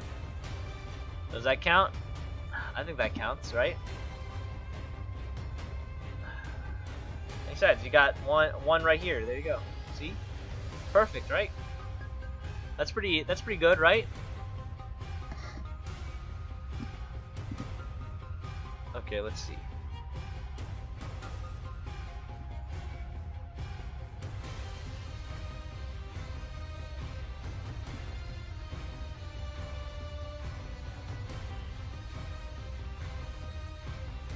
Okay, looks like she's kind of like diving her head in or something,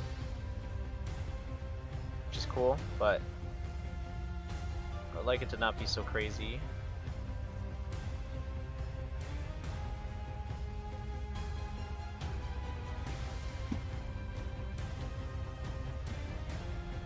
Yeah, there we go. Perfect. Perfect. I'm trying to think if I like the general movement of the body. I think except for the arms, maybe.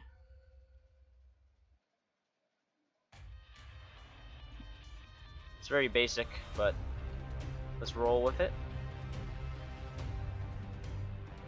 I think I want these to animate instead.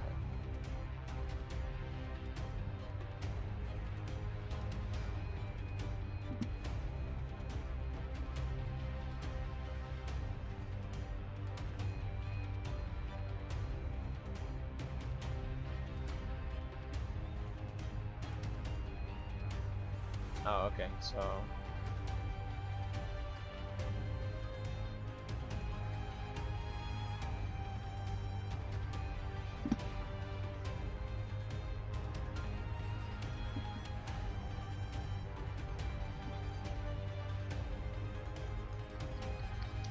debatable.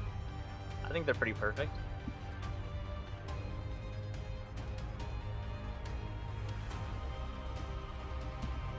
Except for these arms are screwing me over.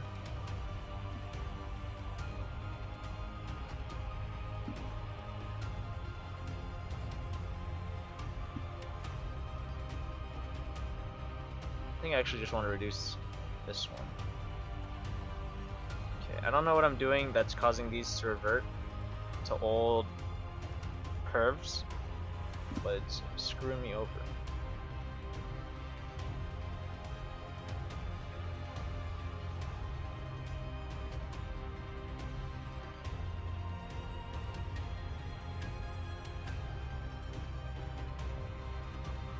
I think, yeah, no, I did not move these yet. Okay. So I do want to reduce it a little bit more again.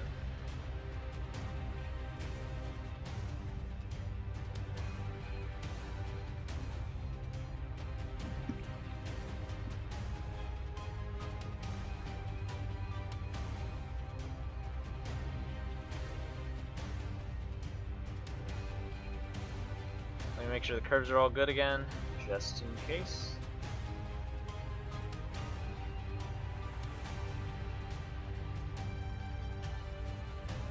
Okay, all the curves should be good. Oh, except for that one. Gotta go back and fix that.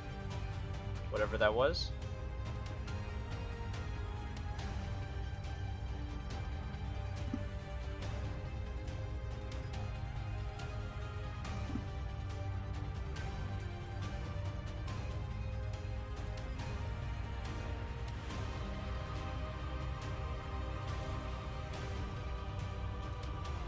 Okay, I assume a lot of that is good now. So I should be able to do this.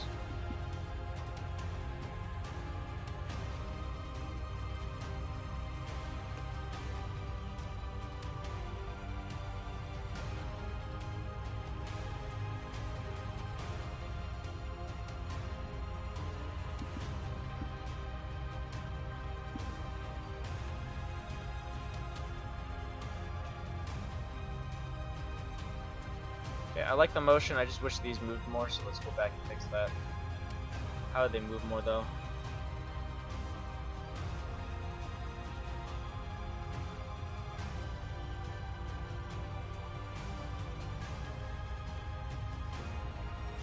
Okay, okay, so I'm not sure why it's happening, but whenever I change these, they revert, some of them revert back to like the normal curve, which is kind of weird. But it is what it is. I just gotta be careful that doesn't happen like it just happened right there. And here.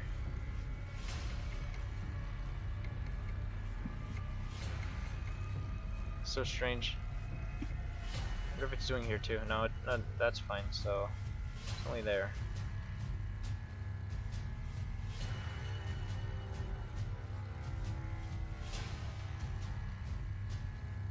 Just check them all again. Double check.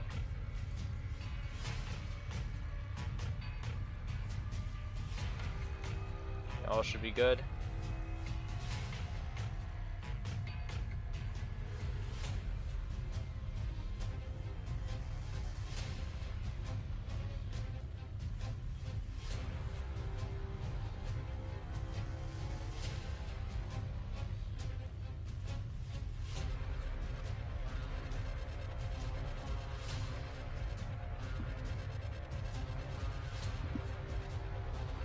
Give this a little bit more movement.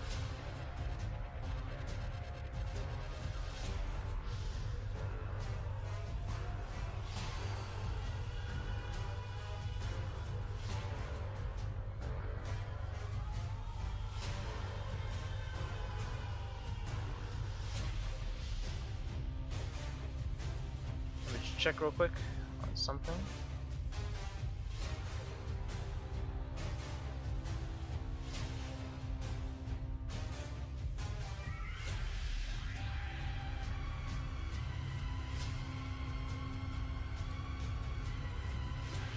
So now let's move all these.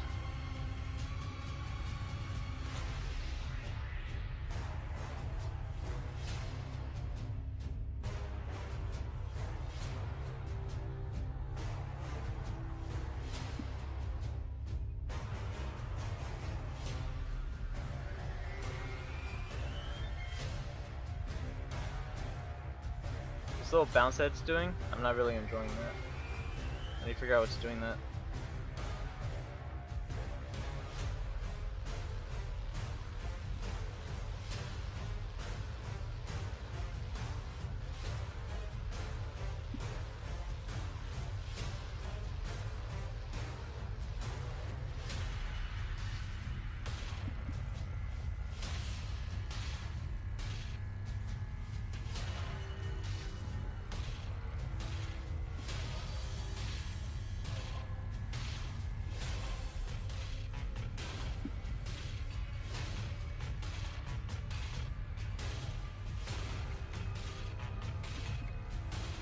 Okay, now it's over here, which is super strange.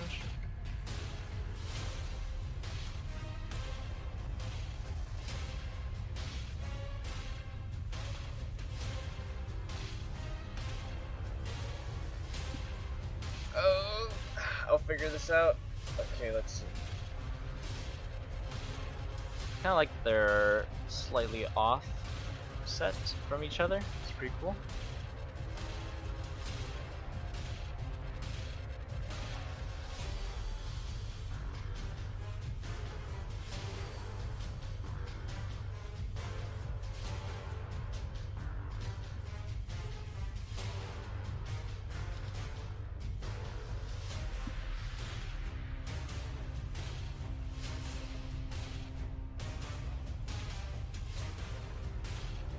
Okay, let's do something easy, like these hip cloths. She's going down.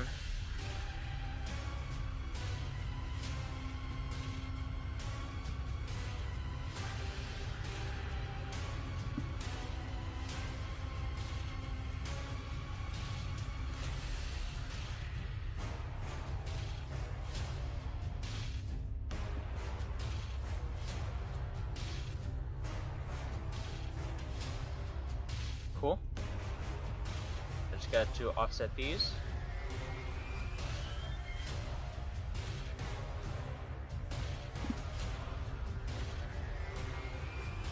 Same here.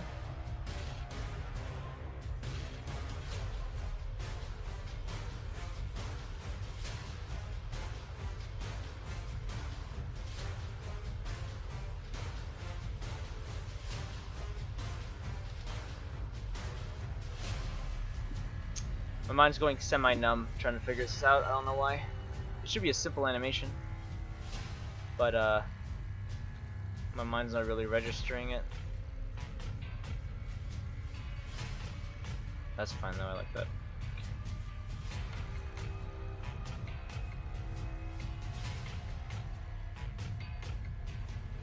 This thing it's doing though, not a fan.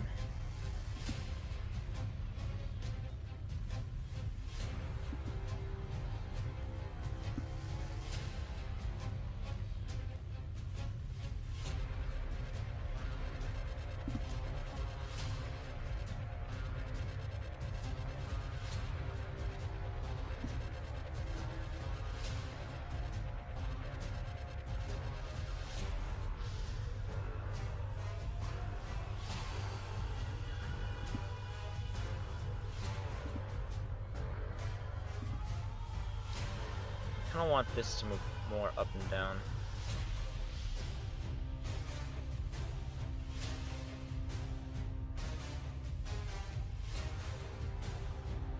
But then this one would have to do the same. I might deal with it. Let's do it.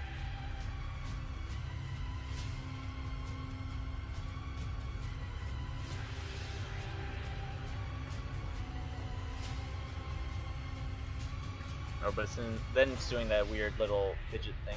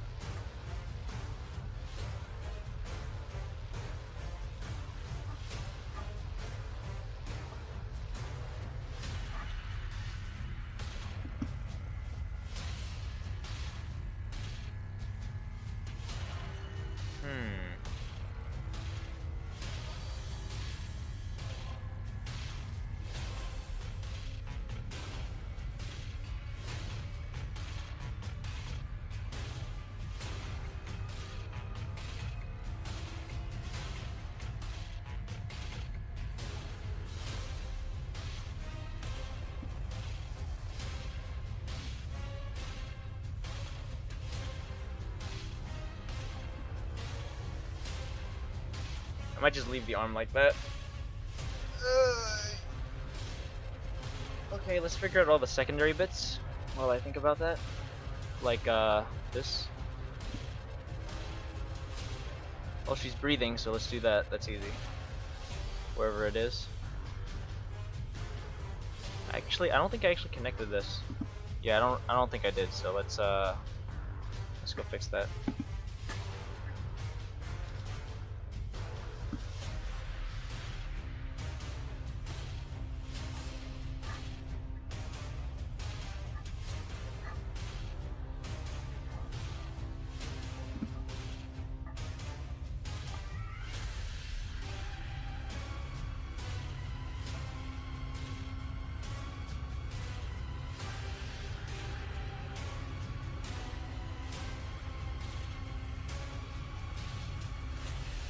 Okay, that's good. It's a very light control, so I don't have to do anything too drastic.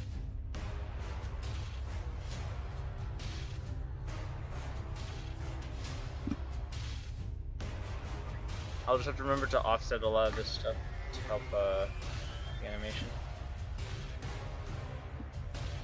Okay, very basically unnoticeable, but it's there.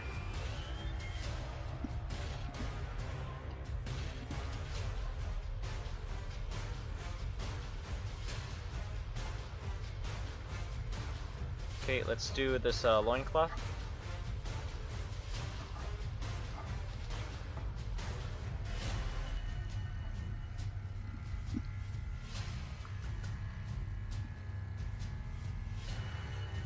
We'll have it swing that way there and then this way here.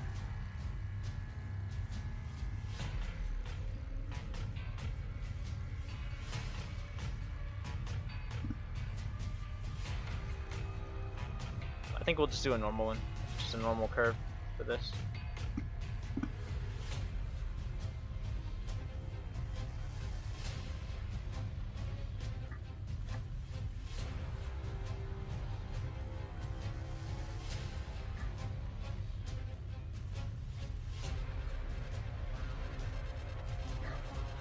And then in terms of points where it will offset, we'll do these.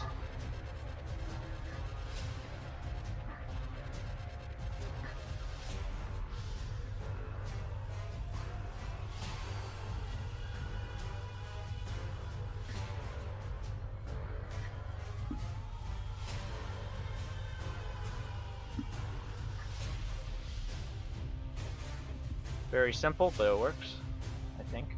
Looks like it works. Okay, let's do these back ones over here.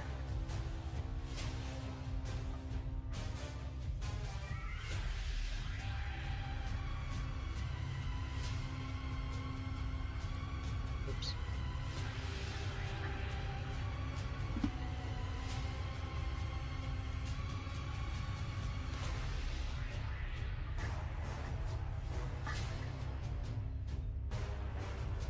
So swings pretty far that way. Not very far this way.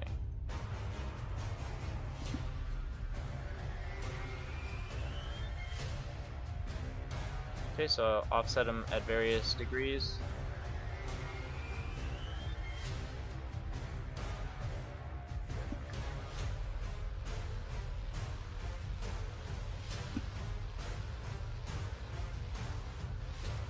Slowly getting there, chat. Slowly getting there.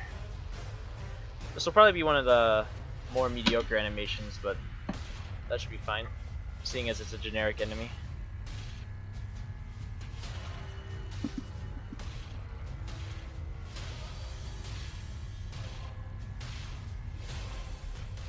Let's do this one.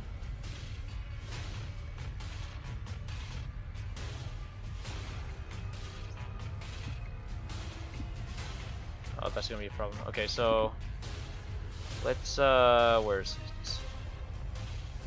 Let's get these connected to the hips instead. So I can move this without moving the belt.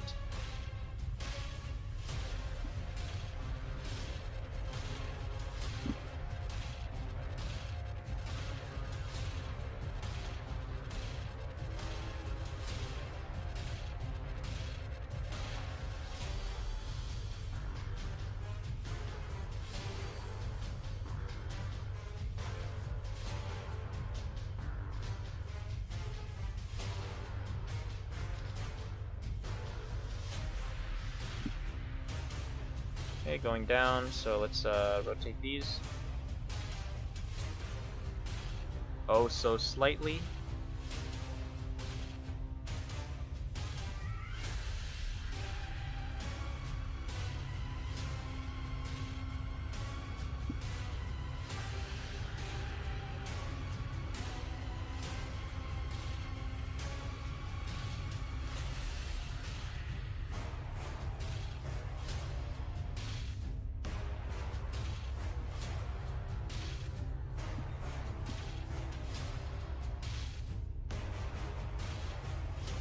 I gotta remember to also do it for the shoulders.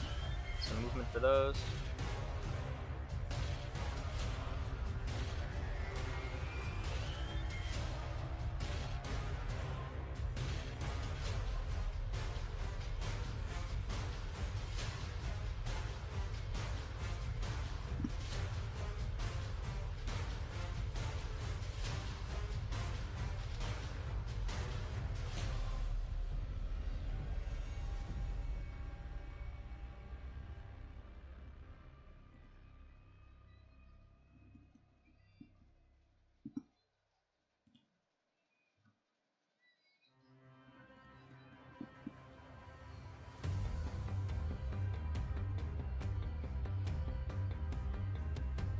Okay, I think I got it.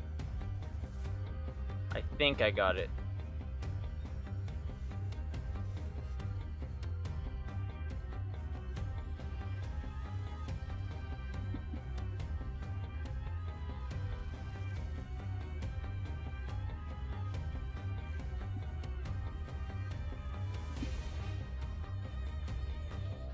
It's looking good. Oh, okay.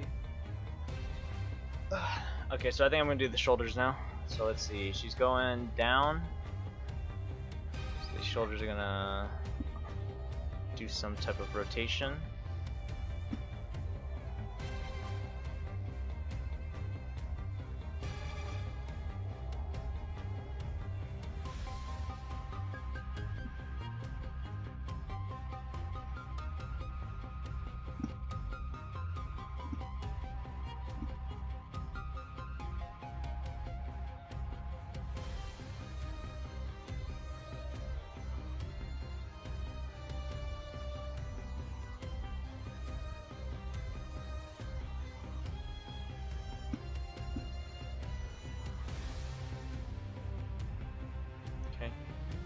Let's see, so to reinforce the breathing of the chest, let's move this.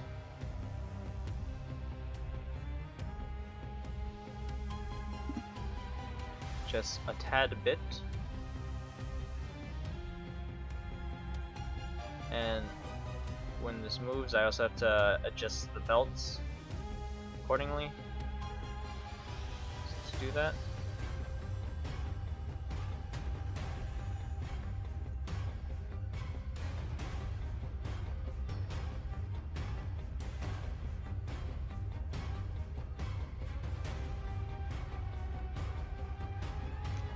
How would this move? Probably do something like that.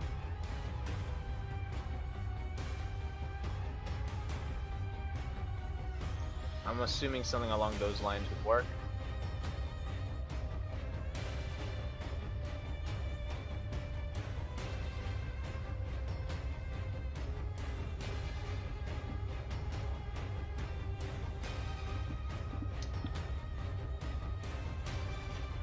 We're getting close to finishing though, which is great.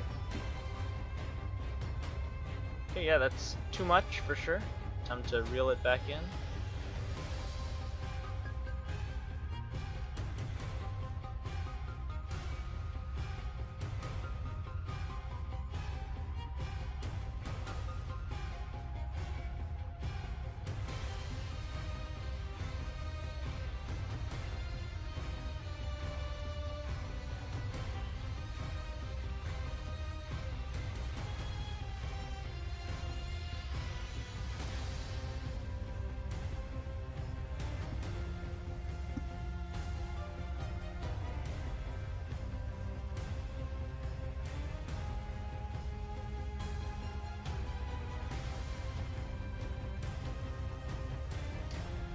Okay, this one could probably rotate that.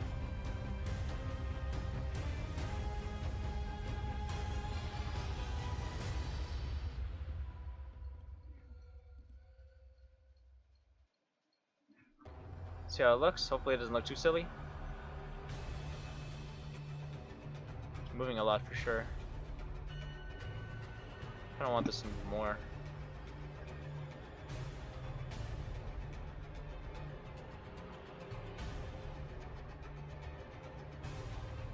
It's a little too much actually. That might be good.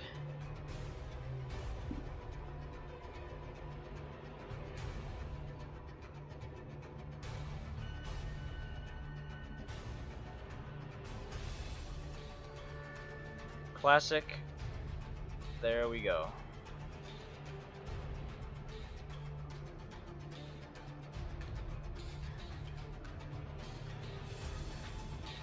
Coolio. Okay. How do I want this to move? Just a little bit.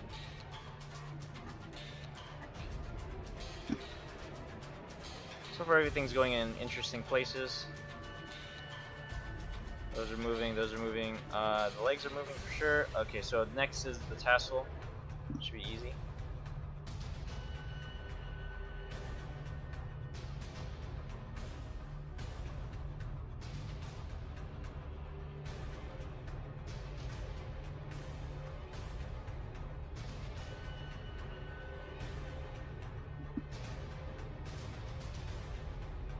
So friggin' 2 and 1.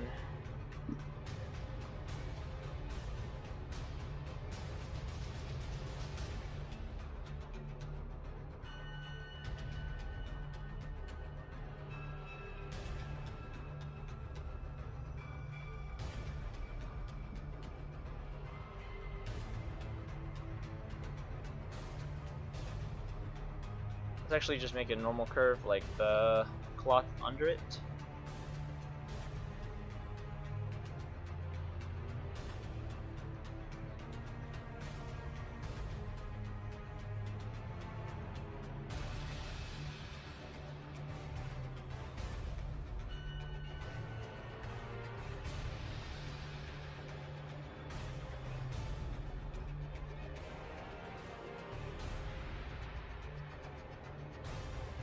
Okay, fine by me.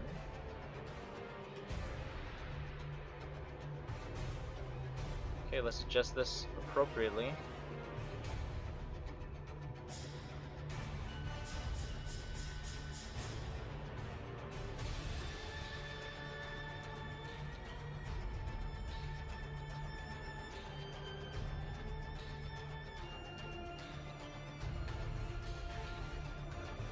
Hopefully it looks good.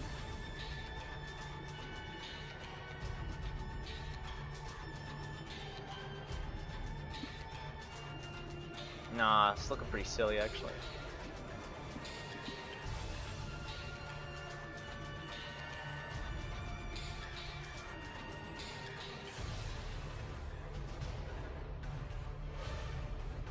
Try reducing the rotation.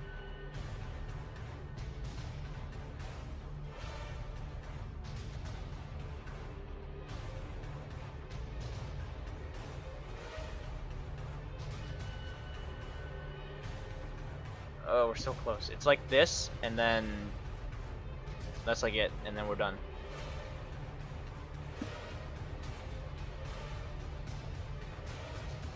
Okay,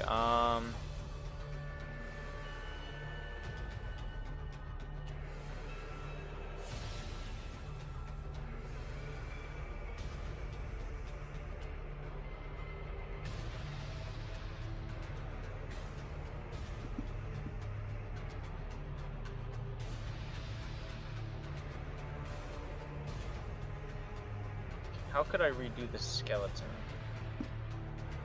So I'm feeling like that's what I gotta do.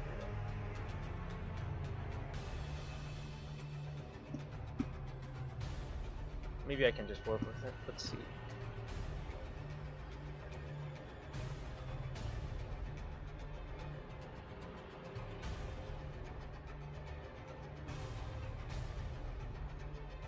Okay, so I need to reduce the movement of this bit here in general.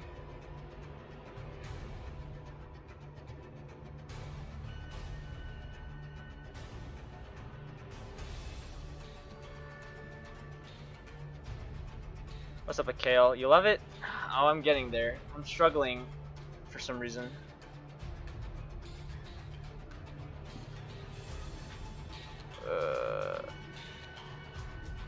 At least I'm figuring it out, I guess.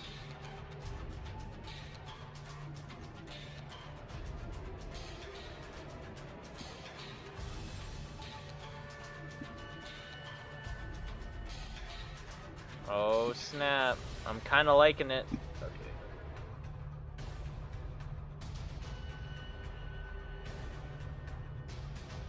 Let's work over here.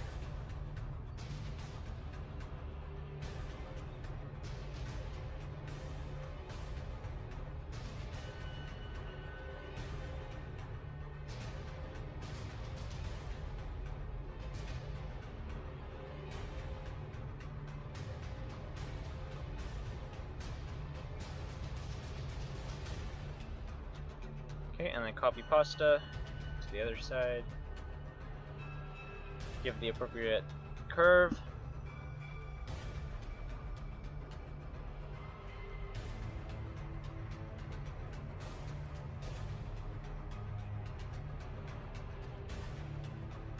So yeah, it's moving too much, unfortunately.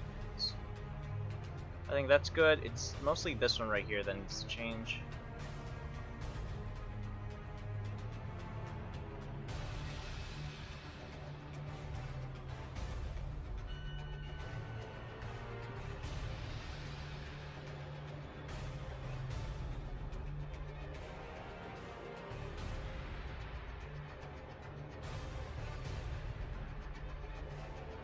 Okay, fixing it, good.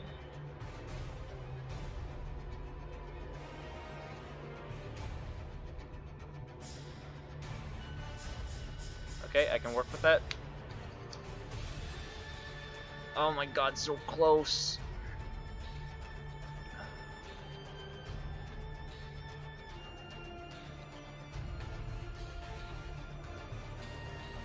I still need to do this actually. So after I figure this one out, in terms of the offsets, I'll go to there.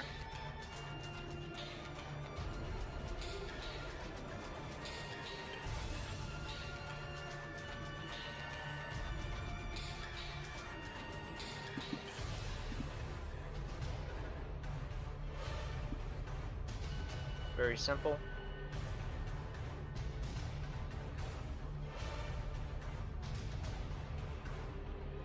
Okay, let's do this little elbow thing.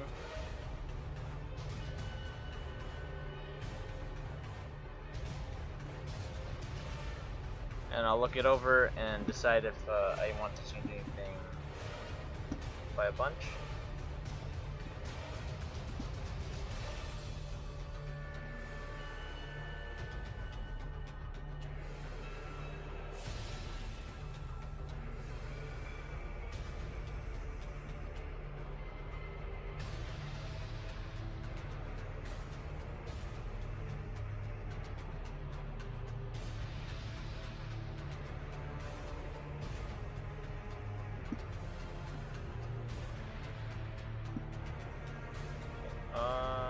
Looking good. What about this? Nah.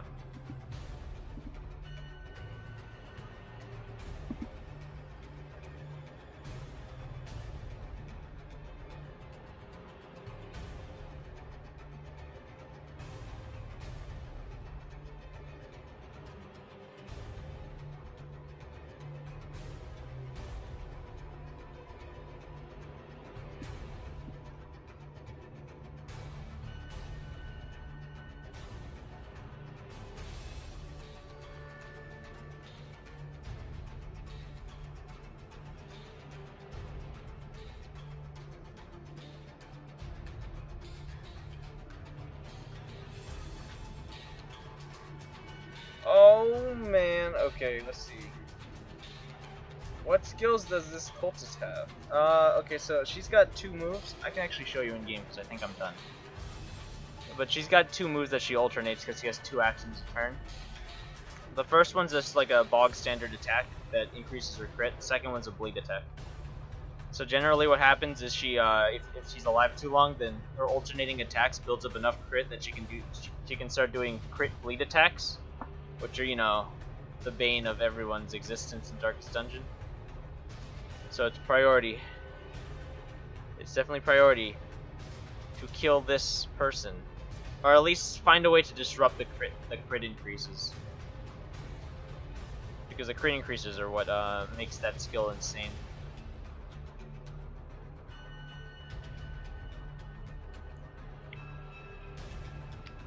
So I'm under the impression that I'm okay with this.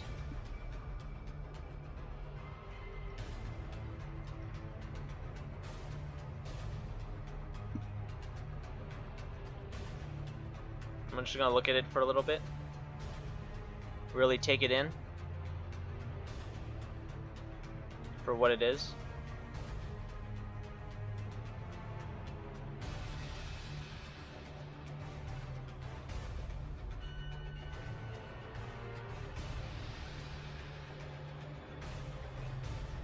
You know, I think I'm fine with it. I'm gonna see it in game to see if it's cool, and we get to go look at all the cool cultists, see how they're doing. I'm under the impression that I'm probably gonna redo this in the future, but I'm okay with the current look of it.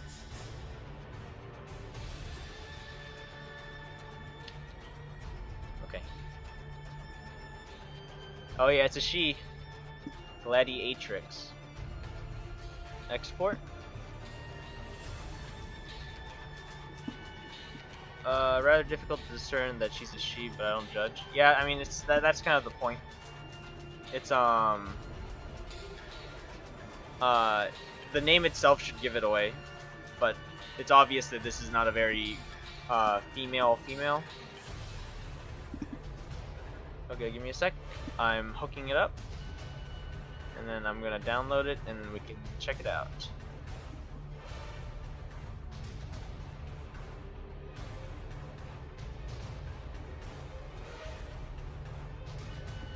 Okay, pretty good.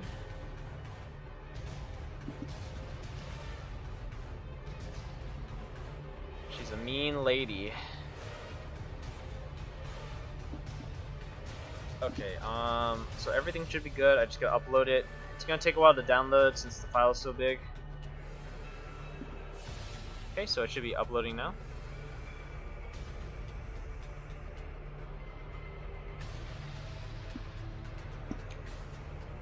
But yeah, I definitely don't want it. Definitely wanted this one to not read as instantly female, you know, kind of like mixed, kind of like how do you say it? Blur the line, you know, like blur the line between whether or not this is like a male or female the first time you see it. But then, the name itself is a dead giveaway if you know what it means.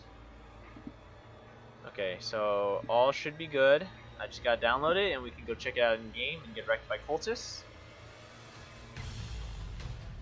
Yeah, gender neutral, except she's got 1 breast. It's kind of hard to tell that it's a breast though, so that should be fine. Reverse trap? Is that how it works? Isn't that just like, I don't know. Okay, I think it's downloaded. Yeah, it looks downloaded. Okay, cool. Let's check it out. Let's go check out some cultists. Yeah, singular. 1 singular tid.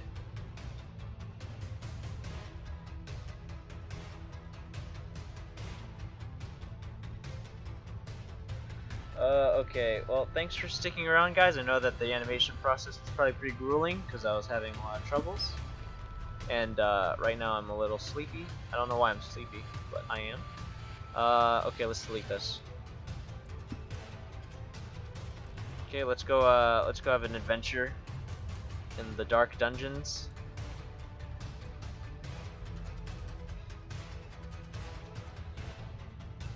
I hope you can craft a pair of tids for her to recruit her. A pair. She just needs one more, and then she's good. If she had a pair, if she had an extra pair, then she'd have 3.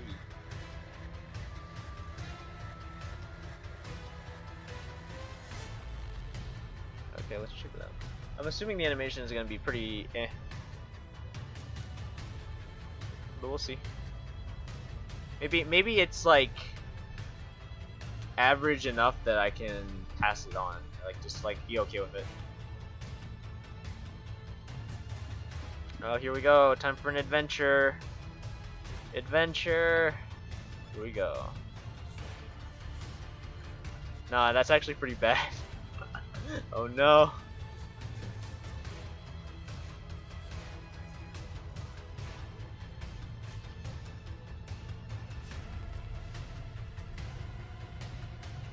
It's kind of weird that the game makes the sprites slightly bigger until they act.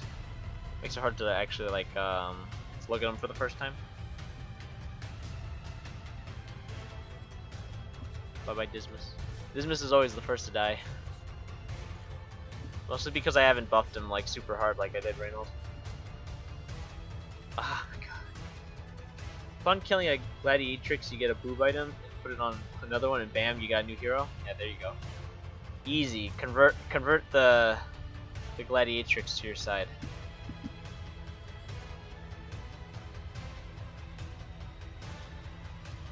Oh man.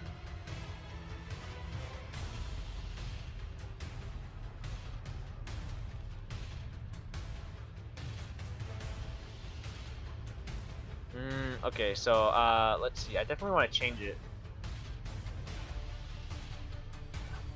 I'm just trying to think of where I would change it right now. I would probably make this. I would probably make these shoulders not move as much, and do something more with the swords. That's probably what I want to do. Yeah, she definitely looks a little stiff. I can see that for sure.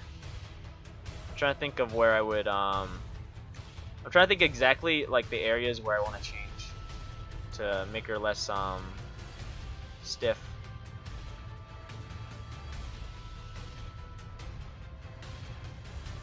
So this guy's moving up and down a lot more than her. So I might make her more bouncy. That's probably one area I'm gonna do.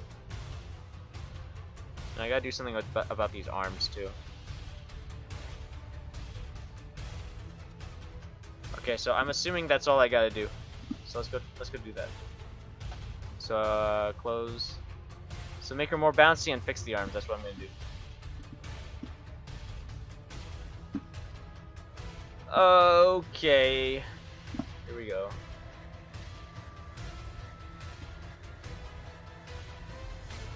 Okay, so let's revert this.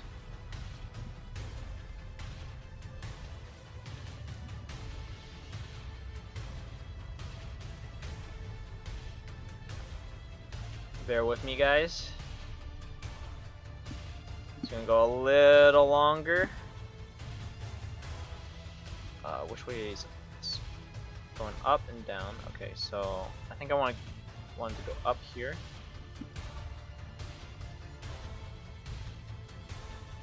Okay, that might be a little high. Just gotta find places where I can make her more bouncy.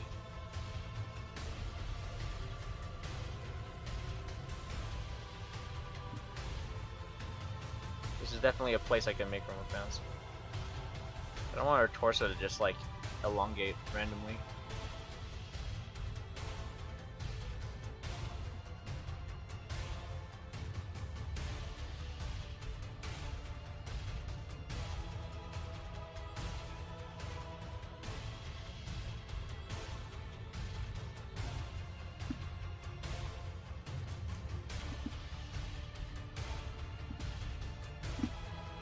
I would like these arms to do cool things too.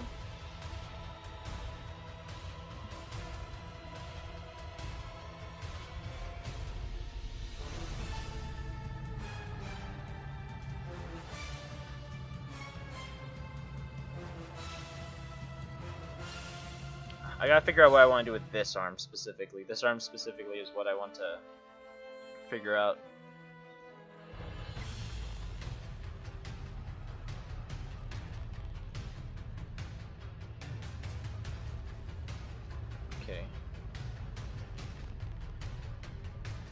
Yeah, okay, let's see. Fixing it up.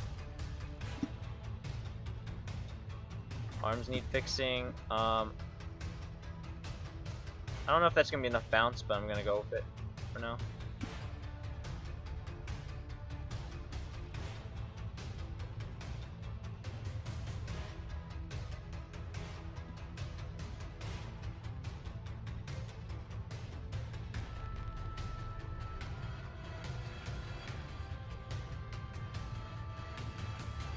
Let me make sure all these are correct. Just some of them don't look like it.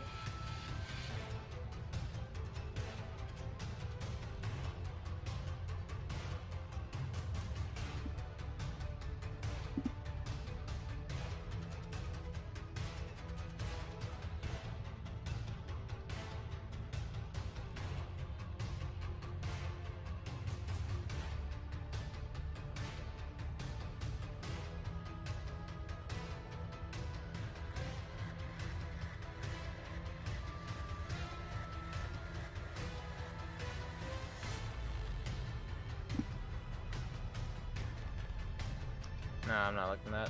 Okay, delete. What can I do here?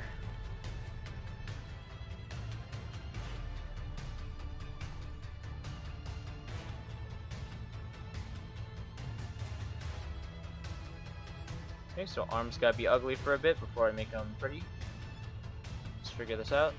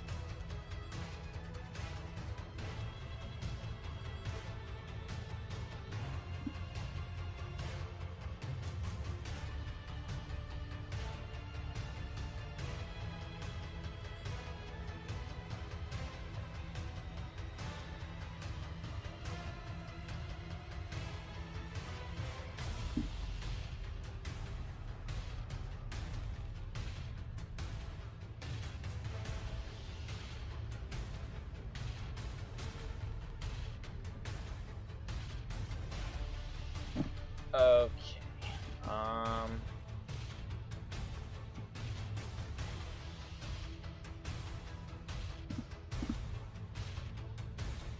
Trying to think if there's a way I can like work with the stiffness, you know?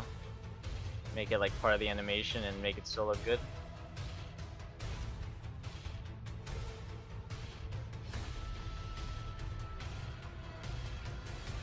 I'm getting the sense that that's a no though.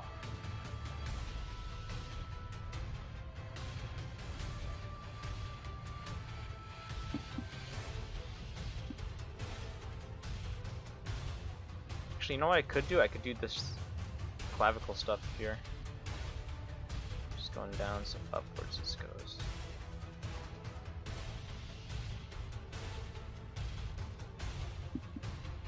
Okay, so obviously these are getting silly, but getting the right idea, I think. I like the movement of the shoulders.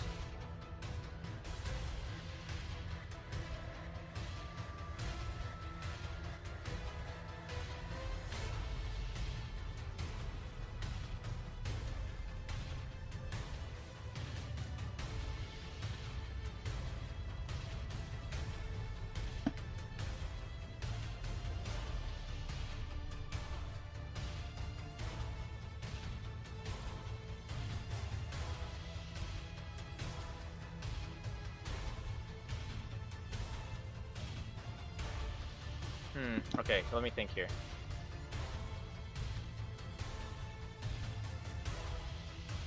I think I want, yeah, so I think I want the arms not to move that much at all, actually. Because she is wearing armor, she's wearing like all this armor crap.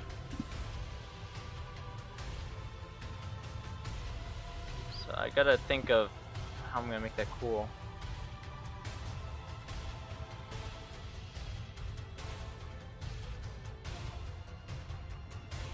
Okay, now the shoulder shrug's not working in my favor, so let's fix that.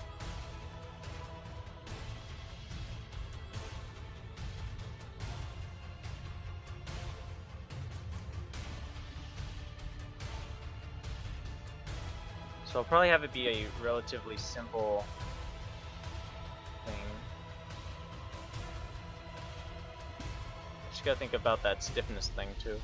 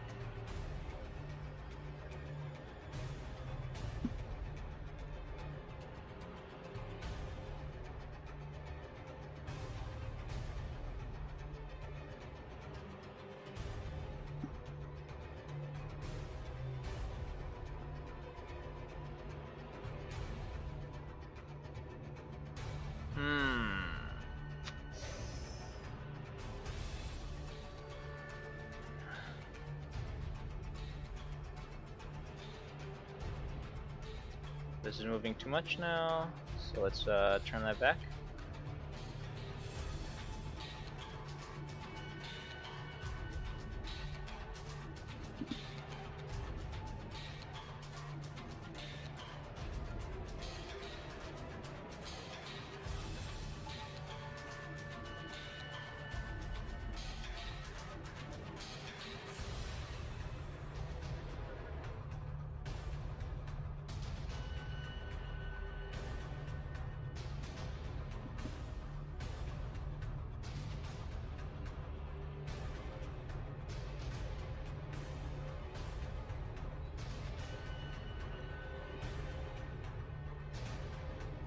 Okay, I feel like this arm right here needs to change as well. So let me think how I can change that.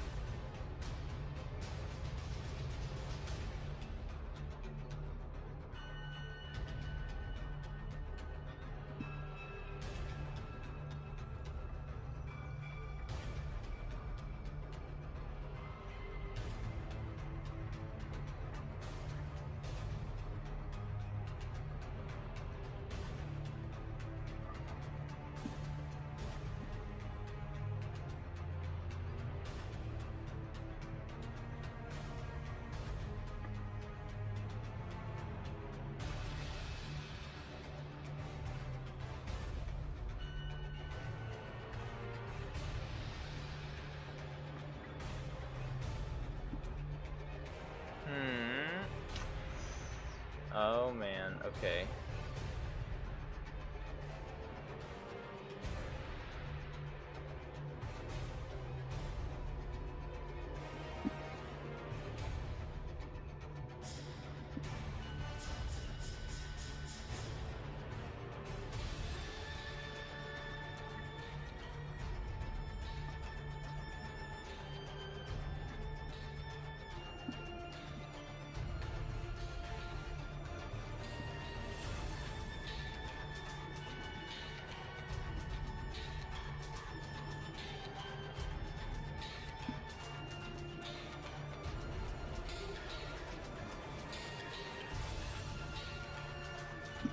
Okay, I think I'm close. Feel like I'm close, but I can't really tell.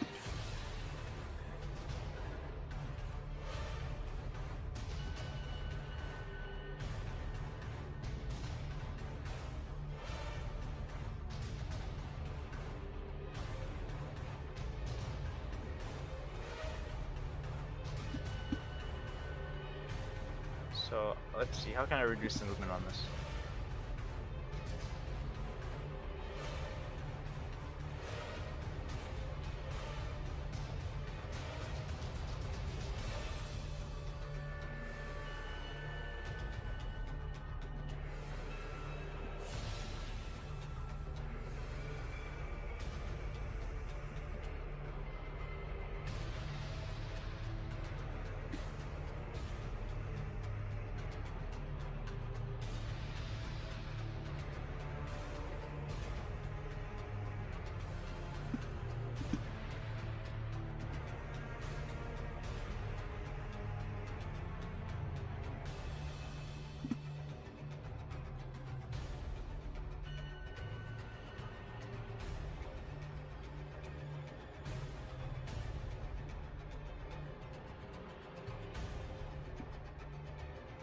Okay, so I'm assuming this is an improvement, and I'm gonna test it.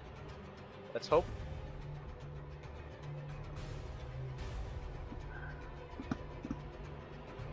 Trying to get it to an acceptable level.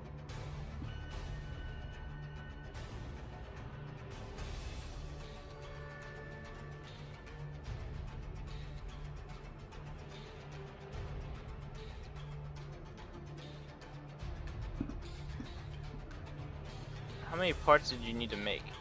Give me a second.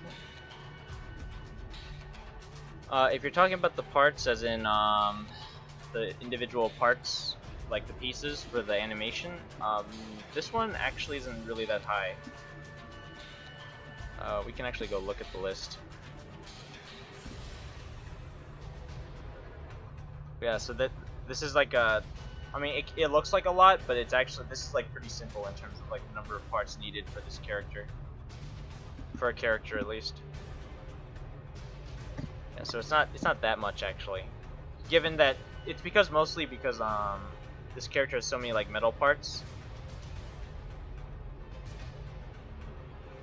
Okay, so it should be uploaded. Yep. Oh, it's submitting. Okay. Yeah, it's taking a really long time. Okay, well, while we're waiting for that.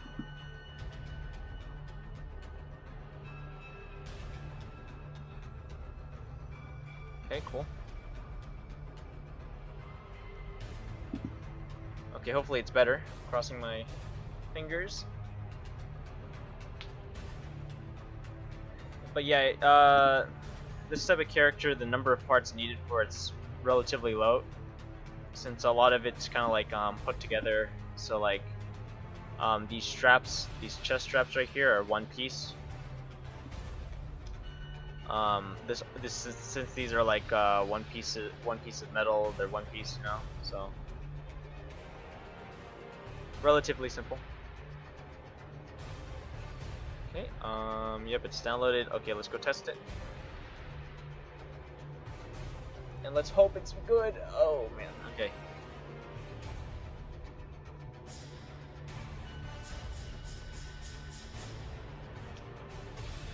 Just crossing my fingers that it'll look good enough for me to say okay.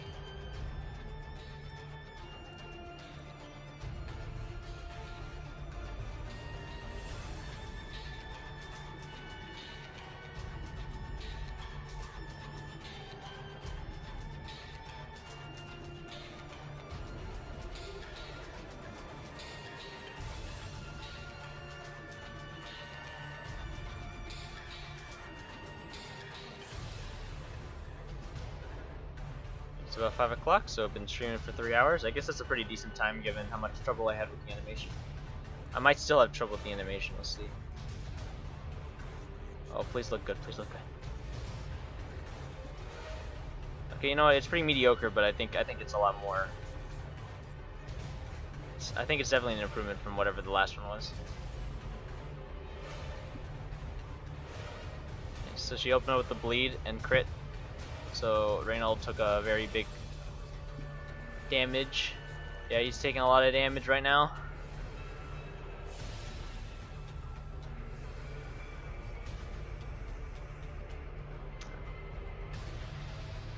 So I like that the blades are alternating in movement. That's good. It's a little... I think there's definitely room for improvement. But I think it's passable for now. Ugh. Let me just look at it for a little bit more.